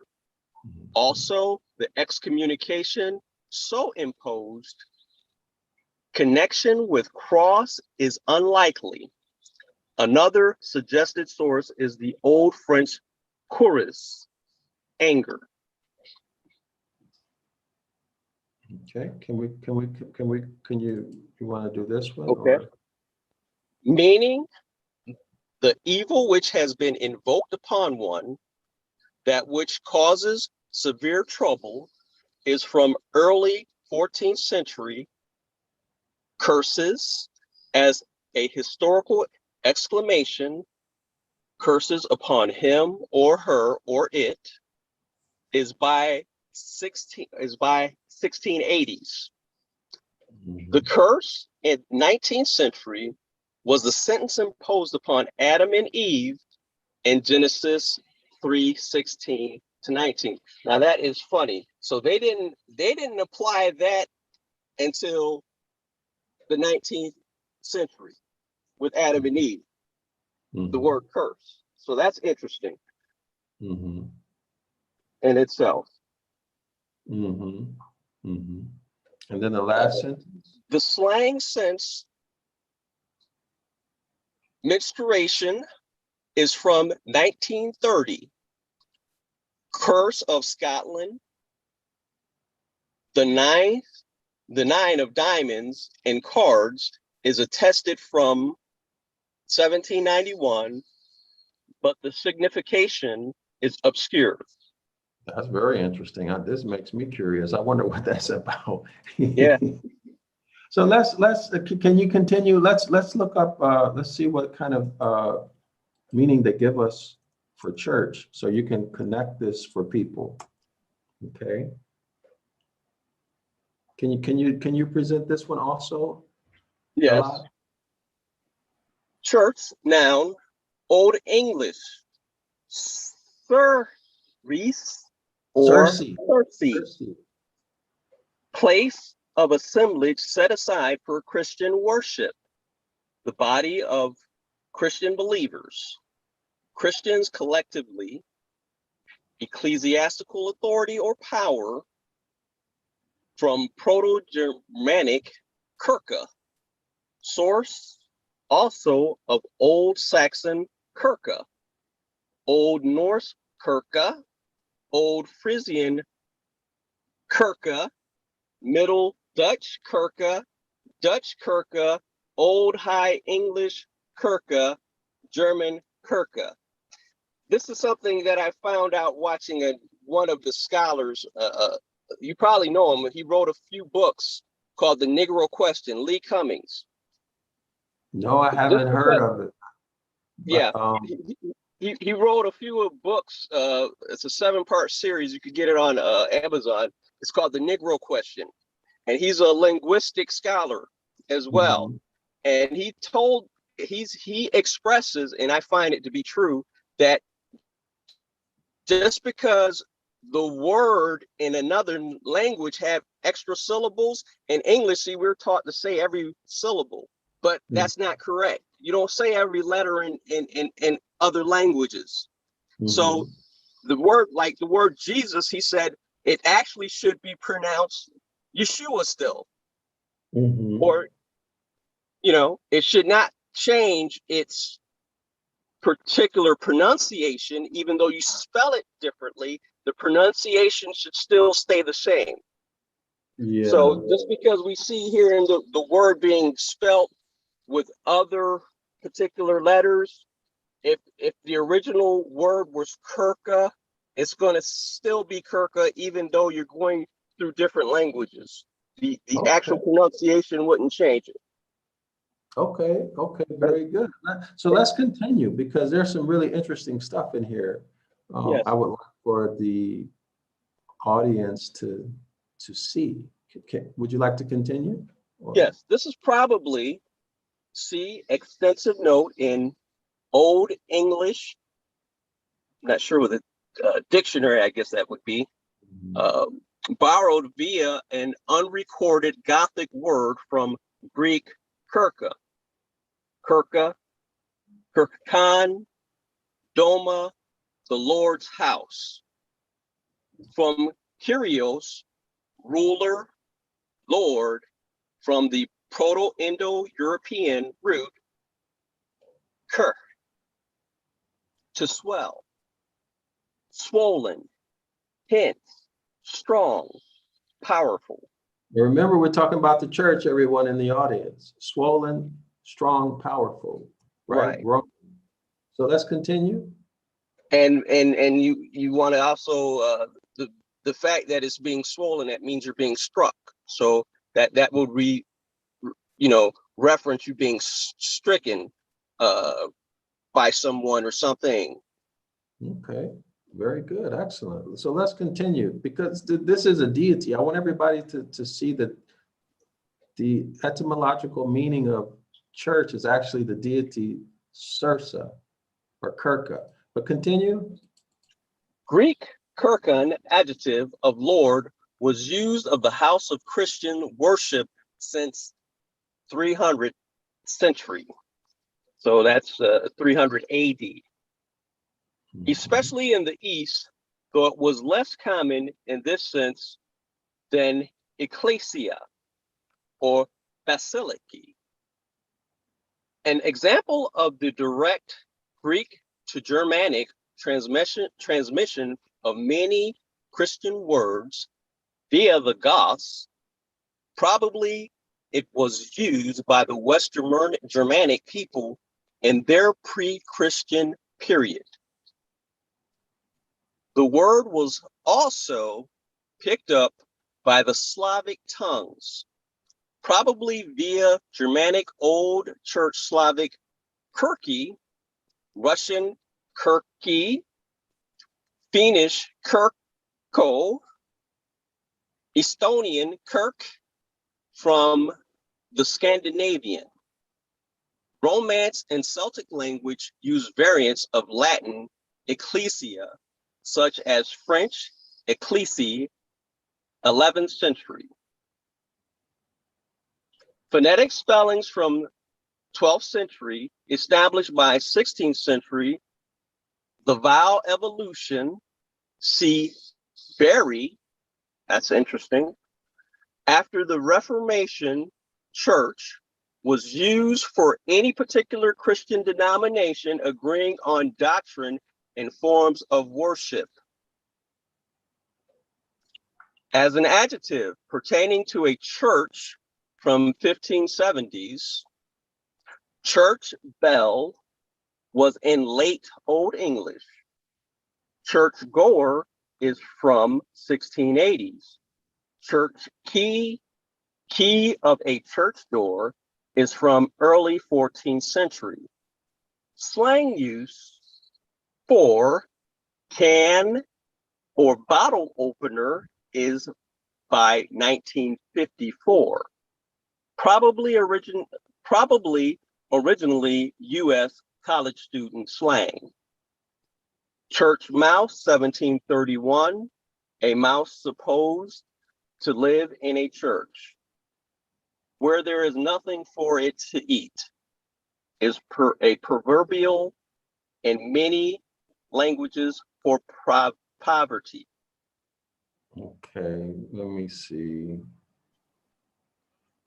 Now, what's interesting as well is that you have to realize the word dominion is also a form of the word denomination, because dominion deals with a hierarchy, denomination deals with sects, which is a hierarchy system as well. So those words do apply to one another. Yes. And then they also apply back to demons. So Yeah. So where is it? Let me check the internet because they didn't have it in that. I'm surprised they didn't have Circe. Oh, let me try Kirka. Maybe it's faster that way. No.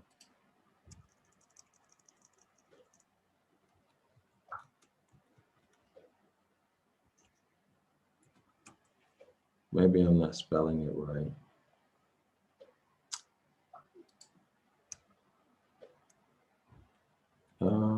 Church.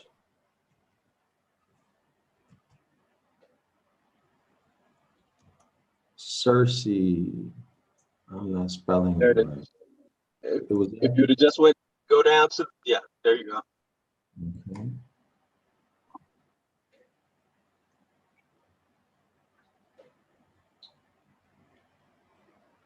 Oh yeah, that's it right there.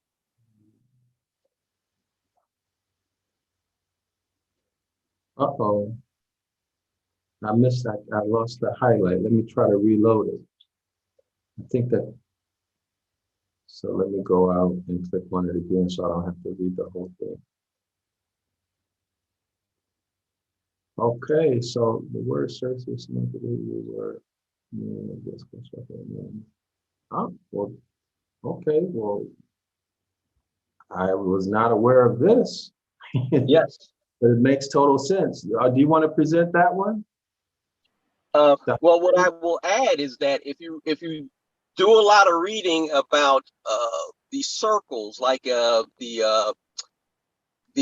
Stonehenge and other famous monument circles, actually, even in the grove sense of where when the scripture's talking about that they went into the groves to pray and to do sacrifices. It means circle. So you get that from the circle of that's how the ancients used to worship, in the circle. Excellent point. I have a self-study course. People can study at home at their convenience. 101 Ancient Ibaryath. And in that course, Dala, I talk about these oak groves.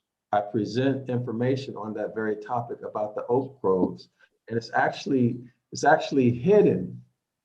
It's hidden in one of the verses. So if anybody wants to know more about what Dala just said, go and enroll in the 101 Ancient Ibaryath course on zionlawschool.org. It's just $1 for 24 hours. And I guarantee you're going to want to keep it. The monthly tuition is only $10. You can cancel anytime. It's basically free. Okay. So that's an excellent point. So here the highlight says the word kerchi or kirki is similar to the Hebrew word kikar, meaning a disc or circle, thus meaning sun worship. So this is also covered in that course. We do a word study on this, okay? And you'll actually see this sun worship aspects, okay? And how it's hidden, So let's go through here. I actually take you through it so you can see how it's hidden. And you'll learn a technique to uncover these types of situations, okay? Yeah, So I think I think it is a very much imperative because it's a book that I got that I read, and it's very imperative. Let me see if I can go to it real quick So while to you get do the that, I'm name going to of read it. this paragraph, okay? But let me first introduce this article. So this is in modernghana.com.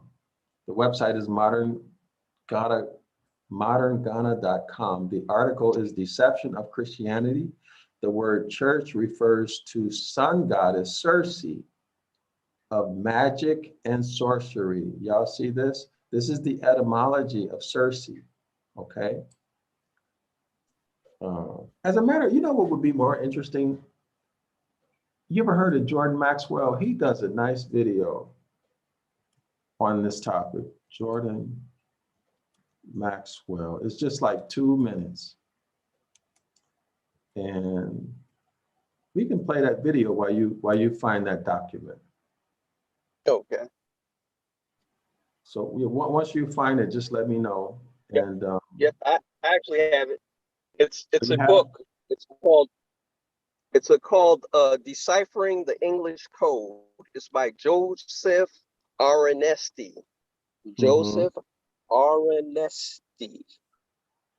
He actually talks a lot about how there was a single language, call it a CLC. It's a single language code or connection that all languages have in common with because he's saying that body language was actually the first language, and people developed the language structure from basically, you know, their environment and what they did with their bodies and stuff of Mhm. that nature.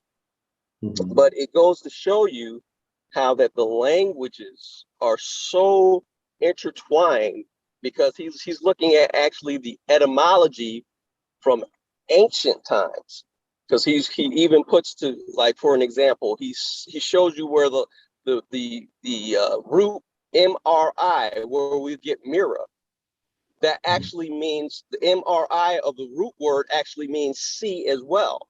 So he says the first mirror would have been actually a person looking at the water. They would have seen their reflection. So that actually connects. And if you look at it throughout several of the ancient language, it didn't change. You know, the even the pronunciation of it didn't change. And you could still find that these languages hold the old way where you can, it's just like DNA, you can connect it back to what would have been the original language and the original meaning. And etymology is so important. I stress etymology more than I stress learning a different language. Yeah, you can learn a different language, that's fine. But still, it's going to tie back to an original root, you know, that's going to go back to an ancient tongue. Because even if you're looking at it, they're saying that Hebrew is actually not the first language. When you look at a lot of the scholars, they're saying it actually branched off from a proto-Semitic, which, you know, would have branched off from, again, from an ancient form of hieroglyphics of Egyptian.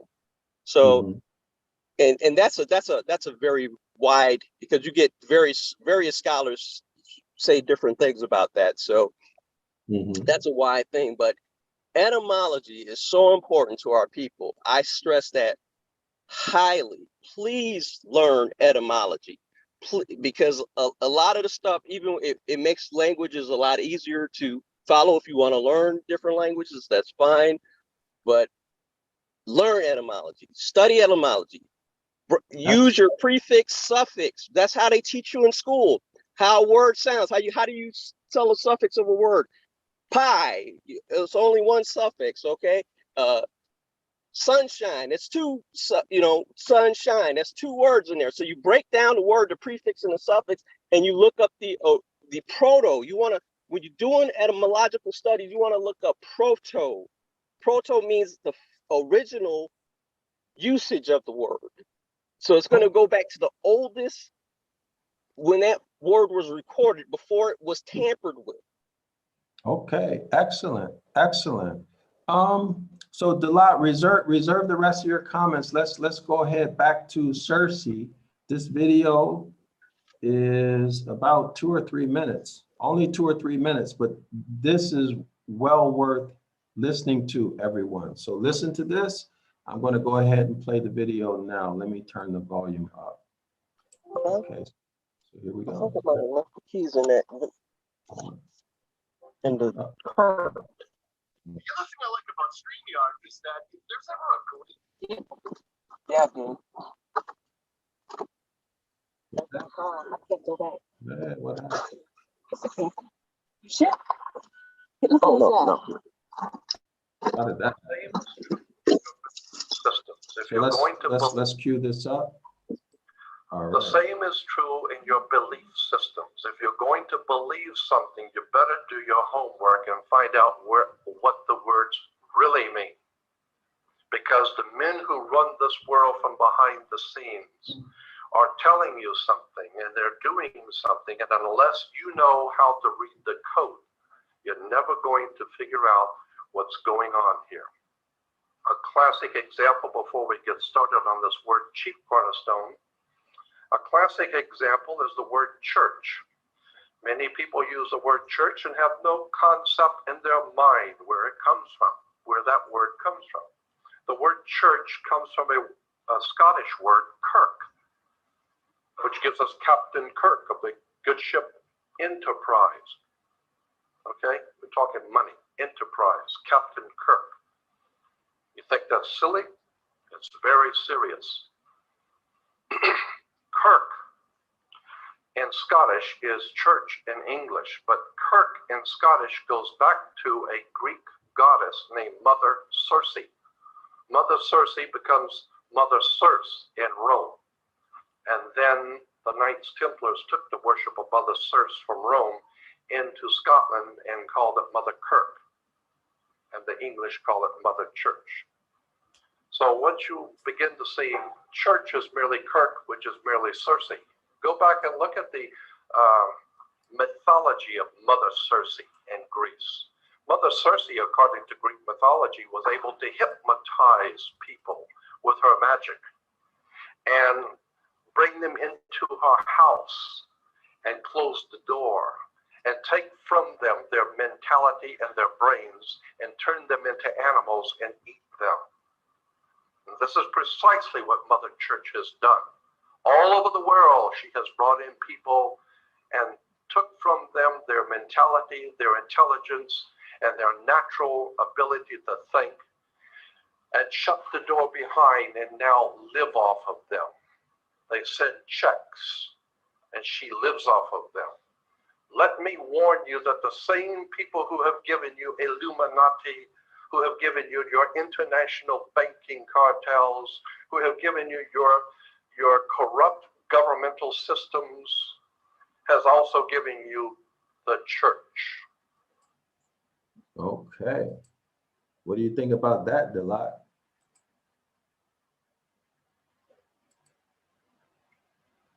Are you there, Dalat? Unmute your microphone if you're muted. Okay, so I'm going to go back to the article. Yes, I'm here. I was just leaving the grocery store trying to grab the groceries and bring them in. Okay. So there we have it about the church from Jordan Maxwell. So let's go ahead. So everything Jordan Maxwell said has its origin in unum sanctum and this papal bull that we're looking at right now. Okay, let's go back up to the top so everybody can see it. Romanus Pontifex. Okay, everything he just said has its root or its origin in these two documents. Okay, others, but these are the two most important. So let's go and finish off the last paragraph. What's that? Did we cover the last paragraph? I don't remember if I would. I think we have one more to go. Okay, so do you have any comments before we get started, Darrell? So everything is on point and solid. Okay, do you want to read or would you like for me to? Like I said, I'm grabbing groceries and just getting back into the house, actually. Okay, so let's begin. Let's begin. And we decree that whosoever shall infringe these orders shall incur the following penalties besides the punishments pronounced by law against those who carry arms and others prohibited things to any of the Saracens. See, he wants to keep these Saracens defenseless, right? Unable to defend themselves, okay? Which we wish them to incur by doing so. If they be single persons, they shall incur the sentence of excommunication. If a community or corporation of a city, castle, village, or place, that city, castle, village, or place shall be thereby subject to the interdict, and with decree further that transgressions, collectively or individually, shall not be absolved from the sentence of excommunication, nor be able to obtain the relaxation of this interdict by apostolic or any other authority, unless they shall first have made due satisfaction for their transgressions to Alfonso himself and his successors and to the Infante, or shall have amicably agreed with them thereupon. By these apostolic writings, we enjoin our venerable brothers, the Archbishop of Lisbon and the bishops of Silvis and Sutua, that they, or two or more of them, by himself or another or others, as often as they or any of them shall be required on the part of the aforesaid King Alfonso and his successors, and in the Infante or any one of them on the Sundays and other festive days, in the churches, while a large multitude of people shall assemble there for divine worship, do declare and denounce by apostolic authority that those persons who have been approved to have incurred such sentences of excommunication and interdict are excommunicated and interdicted and have been and are involved in the other punishments aforesaid. And we decree that they shall also cause them to be denounced by others and to be strictly avoided by all till they shall have made satisfaction for or comprise their transgressions as aforesaid. Offenders are to be held in check by ecclesiastical censure without regard to appeal, the apostolic constitutions and ordinances, and all other things whatsoever to the contrary notwithstanding. But in order that the present letters, which have been issued by us of certain knowledge and after mature deliberation thereupon, as is aforesaid, may not hereafter be impugned by anyone as fraudulent, secret, or void. We will, and by the authority, knowledge, and power aforementioned, we do likewise by these letters decree and declare that the said letters and what is contained therein cannot in any wise be impugned, or the effect thereof hindered or obstructed on account of any defect of fraudulency, secrecy, or nullity, not even from a defect of the ordinary or of any other authority or from any other defect, but that they shall be valid forever and shall obtain full authority. And if anyone by whatever authority shall wittingly or unwittingly attempt anything inconsistent with these orders, we decree that his act shall be null and void. Moreover, y'all hear that? Let me repeat this. And if anyone means anyone, right? And if anyone, by whatever authority, does this include a pope? So can a pope end this doctrine? Can a pope say, okay, we're no longer doing that? Well, let's read this sentence again. And if anyone by whatever authority, so is this authority from the capital God that they serve? Or is this authority from the Pope? Or is it the authority from a king, right? And if anyone by whatever authority, so whatever authority, seems to me that this would include capital God because it says whatever authority. That means the most broadest general sense of the word is not specific to a king or a man or, right, or to a pope or priest. And if anyone by whatever authority shall wittingly or unwittingly attempt anything inconsistent with these orders, we decree that his act shall be null and void. So is this in fact perpetual? It cannot be ended? You decide. You decide, okay? Moreover, because it would be difficult to carry our present letters to all places whatsoever, we will, and by the said authority we decree by these letters, that faith shall be given as fully and permanently to copies of them. So a certified copy, right? Permanently to copies of them, certified under the hand of a notary public and seal of the episcopal or any superior ecclesiastical court, as if the said original letters were exhibited or shown. Okay, so here we see the power of the notary public and certification of copies, right? So here we see that. This is used in modern times, isn't it? Okay, let's continue. And we decree that within 2 months from the day when these present letters or the paper or parchment containing the tenor of the same, that's a certified copy, shall be affixed to the doors of the church at Lisbon, the sentences of excommunication and the other sentences contained therein shall bind and all singular offenders as fully as if these present letters had been made known and presented to them. So you can't say you didn't know, in person and lawfully, okay?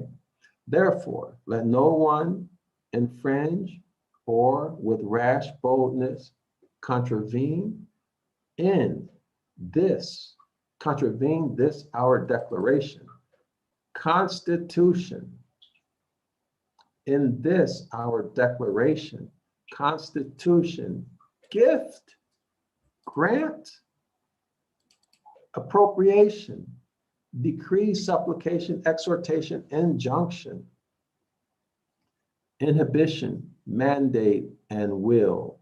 Now remember, their constitution is to take everything from you and to keep you a slave forever. It's a gift from the church to Portugal and the other nation, right? It's a gift. And remember, it says, and if anyone by whatever authority shall unwittingly or wittingly attempt anything inconsistent with these orders, we decree that his act shall be null and void. So when the Pope a couple years ago, I believe he ended this, is it ended or is what he said null and void? You decide, you decide. Okay, so let's continue. But if anyone should presume to do so, be it known to him that he will incur the wrath of the Almighty, capital G-O-D, and of the blessed apostles Peter and Paul. Wow, he's really hitting you with the book here. This is where you're supposed to be scared. Given at Rome at St. Peter's on the 8th day of January in the year of the incarnation of our capital Lord 1454, and in the 8th year of our pontificate. This is some real heavy stuff, real heavy stuff. So there you have it. This has been the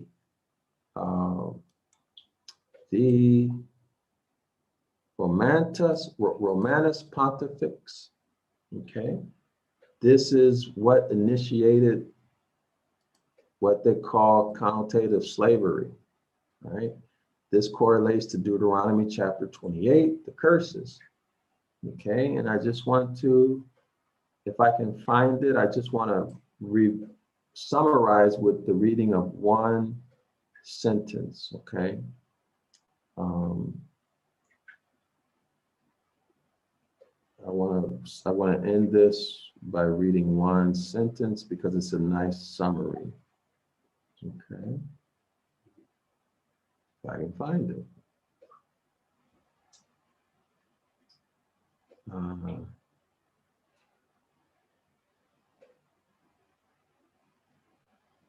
kind of lost. Give me 1 second, y'all. Let me find this. I'm looking for where he's saying to take everything. It correlates to Genesis chapter 1. Maybe it's in the paragraph above. I'll just look for one more second. If I don't find it, you'll have to go back and review it yourself. One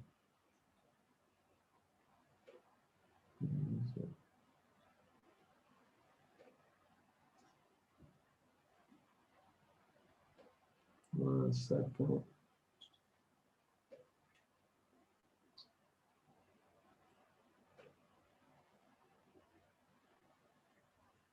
Oh, well, I don't see it.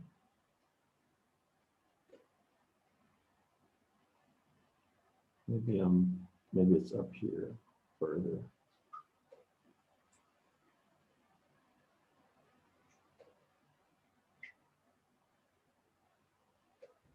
I know what I can do. Let me see. I'll just search for errors.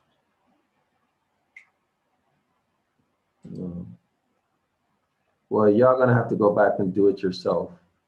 I'm tired. I think that's why I can't find it. I can find it, but I'm not seeing it readily. 5 years passed. Okay. Well, anyway, I'm not seeing it right now, but you all go back and check it. Oh, I know a fast way. Principalities. I'll search principalities. Okay, let's see if we can find it this way. Oh, here we go. That's it. Okay, so here we are. So here we are. So let's go ahead and end this as a review and as a conclusion, as a summary and a conclusion at the same time. So we therefore, weighing all and singular the premises with due meditation, and noting that since we had formerly by other letters of ours granted among other things free and ample faculty to the aforesaid King Alfonso to invade, correlate this with Genesis chapter 1 and Deuteronomy chapter 28, to invade, search out, capture, vanquish, and subdue, correlate this with Genesis chapter 1, all Saracens and pagans. They're calling the house of Yasharallah pagans. Whatsoever, and what? And other enemies of Christ. So if you're an indigenous person, the Catholic Church has labeled you their enemy, unless you convert. Okay, and if you convert, what's the goal? The goal is to get you to what? Lose your mind, act and work against your own self, against your own children, against your own people, against your own nation, and to act on behalf of the Catholic Church. Okay, to detach yourself completely from what is natural, which is yourself, your ability to think for yourself and to create your own reality through the use of natural law, okay, through the use of natural law and your inheritance. So the church wants you to remove you from what's natural and to begin to kill your own people, subjugate your own people as a form of worship to an external deity who gives you nothing. Okay, so let's continue. Whatsoever and other enemies. So if you're a Christian, you are an enemy of Christ, right? That means that your ancestors were enemies of Christ and you're working against yourself. Okay. Cersei takes you into her house and makes you lose her mind. Well, your mind, right? You're working against yourself and your own people. You're out of your mind. And other enemies of Christ whatsoever placed, and the kingdoms, dukedoms, principalities, dominions, possessions, and all movable, your children, your woman, your father, your mother, your gold, your silver, everything else, right? They can have it, they take it. You lose that inheritance. Immovable goods, your gold mines, your silver mine, your copper mines, your buildings, your architecture, your structures, right? Your farmland, your rivers, your lakes, your oceans, immovable goods, whatsoever held and possessed by them. How possessed? Possessed through land grant from the Most High, right? That's the blessings that he gave us. And possessed by them, and to reduce their persons to perpetual slavery. Reduce you to perpetual slavery. In other words, change places, right? Change places. All right. And to apply and appropriate to himself and his successors your kingdoms, your dukedoms, your counties, your principalities, your dominions, your possessions, and your goods. And do what? Convert them through what? A mortgage, a license, a certificate. Okay, the administrative state in present day, right? Back then it was what? They just took it. It was raw. They just took it. And you had no access to the use. Okay. In today's world, we have access to use, but we don't have ownership. And to convert them to his and their use and profit. And by having secured the said faculty, the said King Alfonso, or by his authority, and the aforesaid Infante, justly and lawfully. Why justly and lawfully? Because the church said so. Why can the church say so? Go back to unum sanctum. There are two swords. The church is the ultimate authority. The Pope is the vicar of Christ. He's Christ's representative on earth, okay? And the priest is also a vicar of Christ, although subordinate to the Pope. This is why it's justly and lawfully has acquired and possessed and do it possess. You walking around here calling yourself black and colored and everything else, right? You have therefore been denationalized. You have no claim, so therefore you can't possess, right? So they possess it. Yeah. Go ahead. Before you go too far ahead, I just want to reverse just a little bit to backtrack. on the word that we looked at as goods. Because like I said, when you're dealing with languages, you can actually drop vowels, additional vowels. So if you can actually have gods there. Okay, excellent. That is correct. That is correct. Very good point. Very good point. So how about if we end it on that? I think that's a nice summary and a nice conclusion. Okay, Delot, do you have anything else you want to say before we close out? Just the fact that if you look at a lot of the, even in the scriptures, the word that's associated with Cain is usually the word repine. That is pretty much a lot of the stuff that you read that the Pope was giving people the license to do, because the repine has to do with you stealing and killing and taking other people's possessions. So this is the same acts of Cain that he is actually codifying for peoples to actually go out and do to the melanated, peaceful type people, because everywhere you read that these people happened upon a group of people that they said they were peaceful and nice, and they even helped them, but they came back in armies to steal and kill and rape and destroy. Very good point. Very, very good point. Okay. So how long did we go? I don't know how long this video is. We went quite a while. Let me put my camera back on. So let's see. Okay, so Delot, thank you for coming in. Delot had the bravery, the courage, the care and concern for our people to come in and participate in this live. And so I'm hoping other people will show the same type of care and concern to help our people. Come into the live, don't be shy.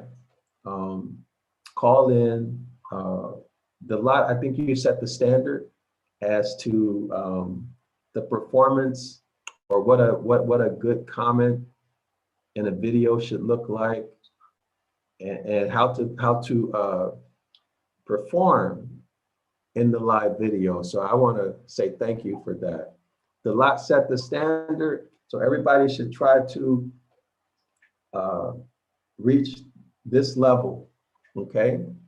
So that said, unless the lot has anything else you want to say, we can close out the video. I think you said it all. You said it all. So excellent. So I'm going to continue with the other papal bulls that are that apply to Deuteronomy 28, our history, and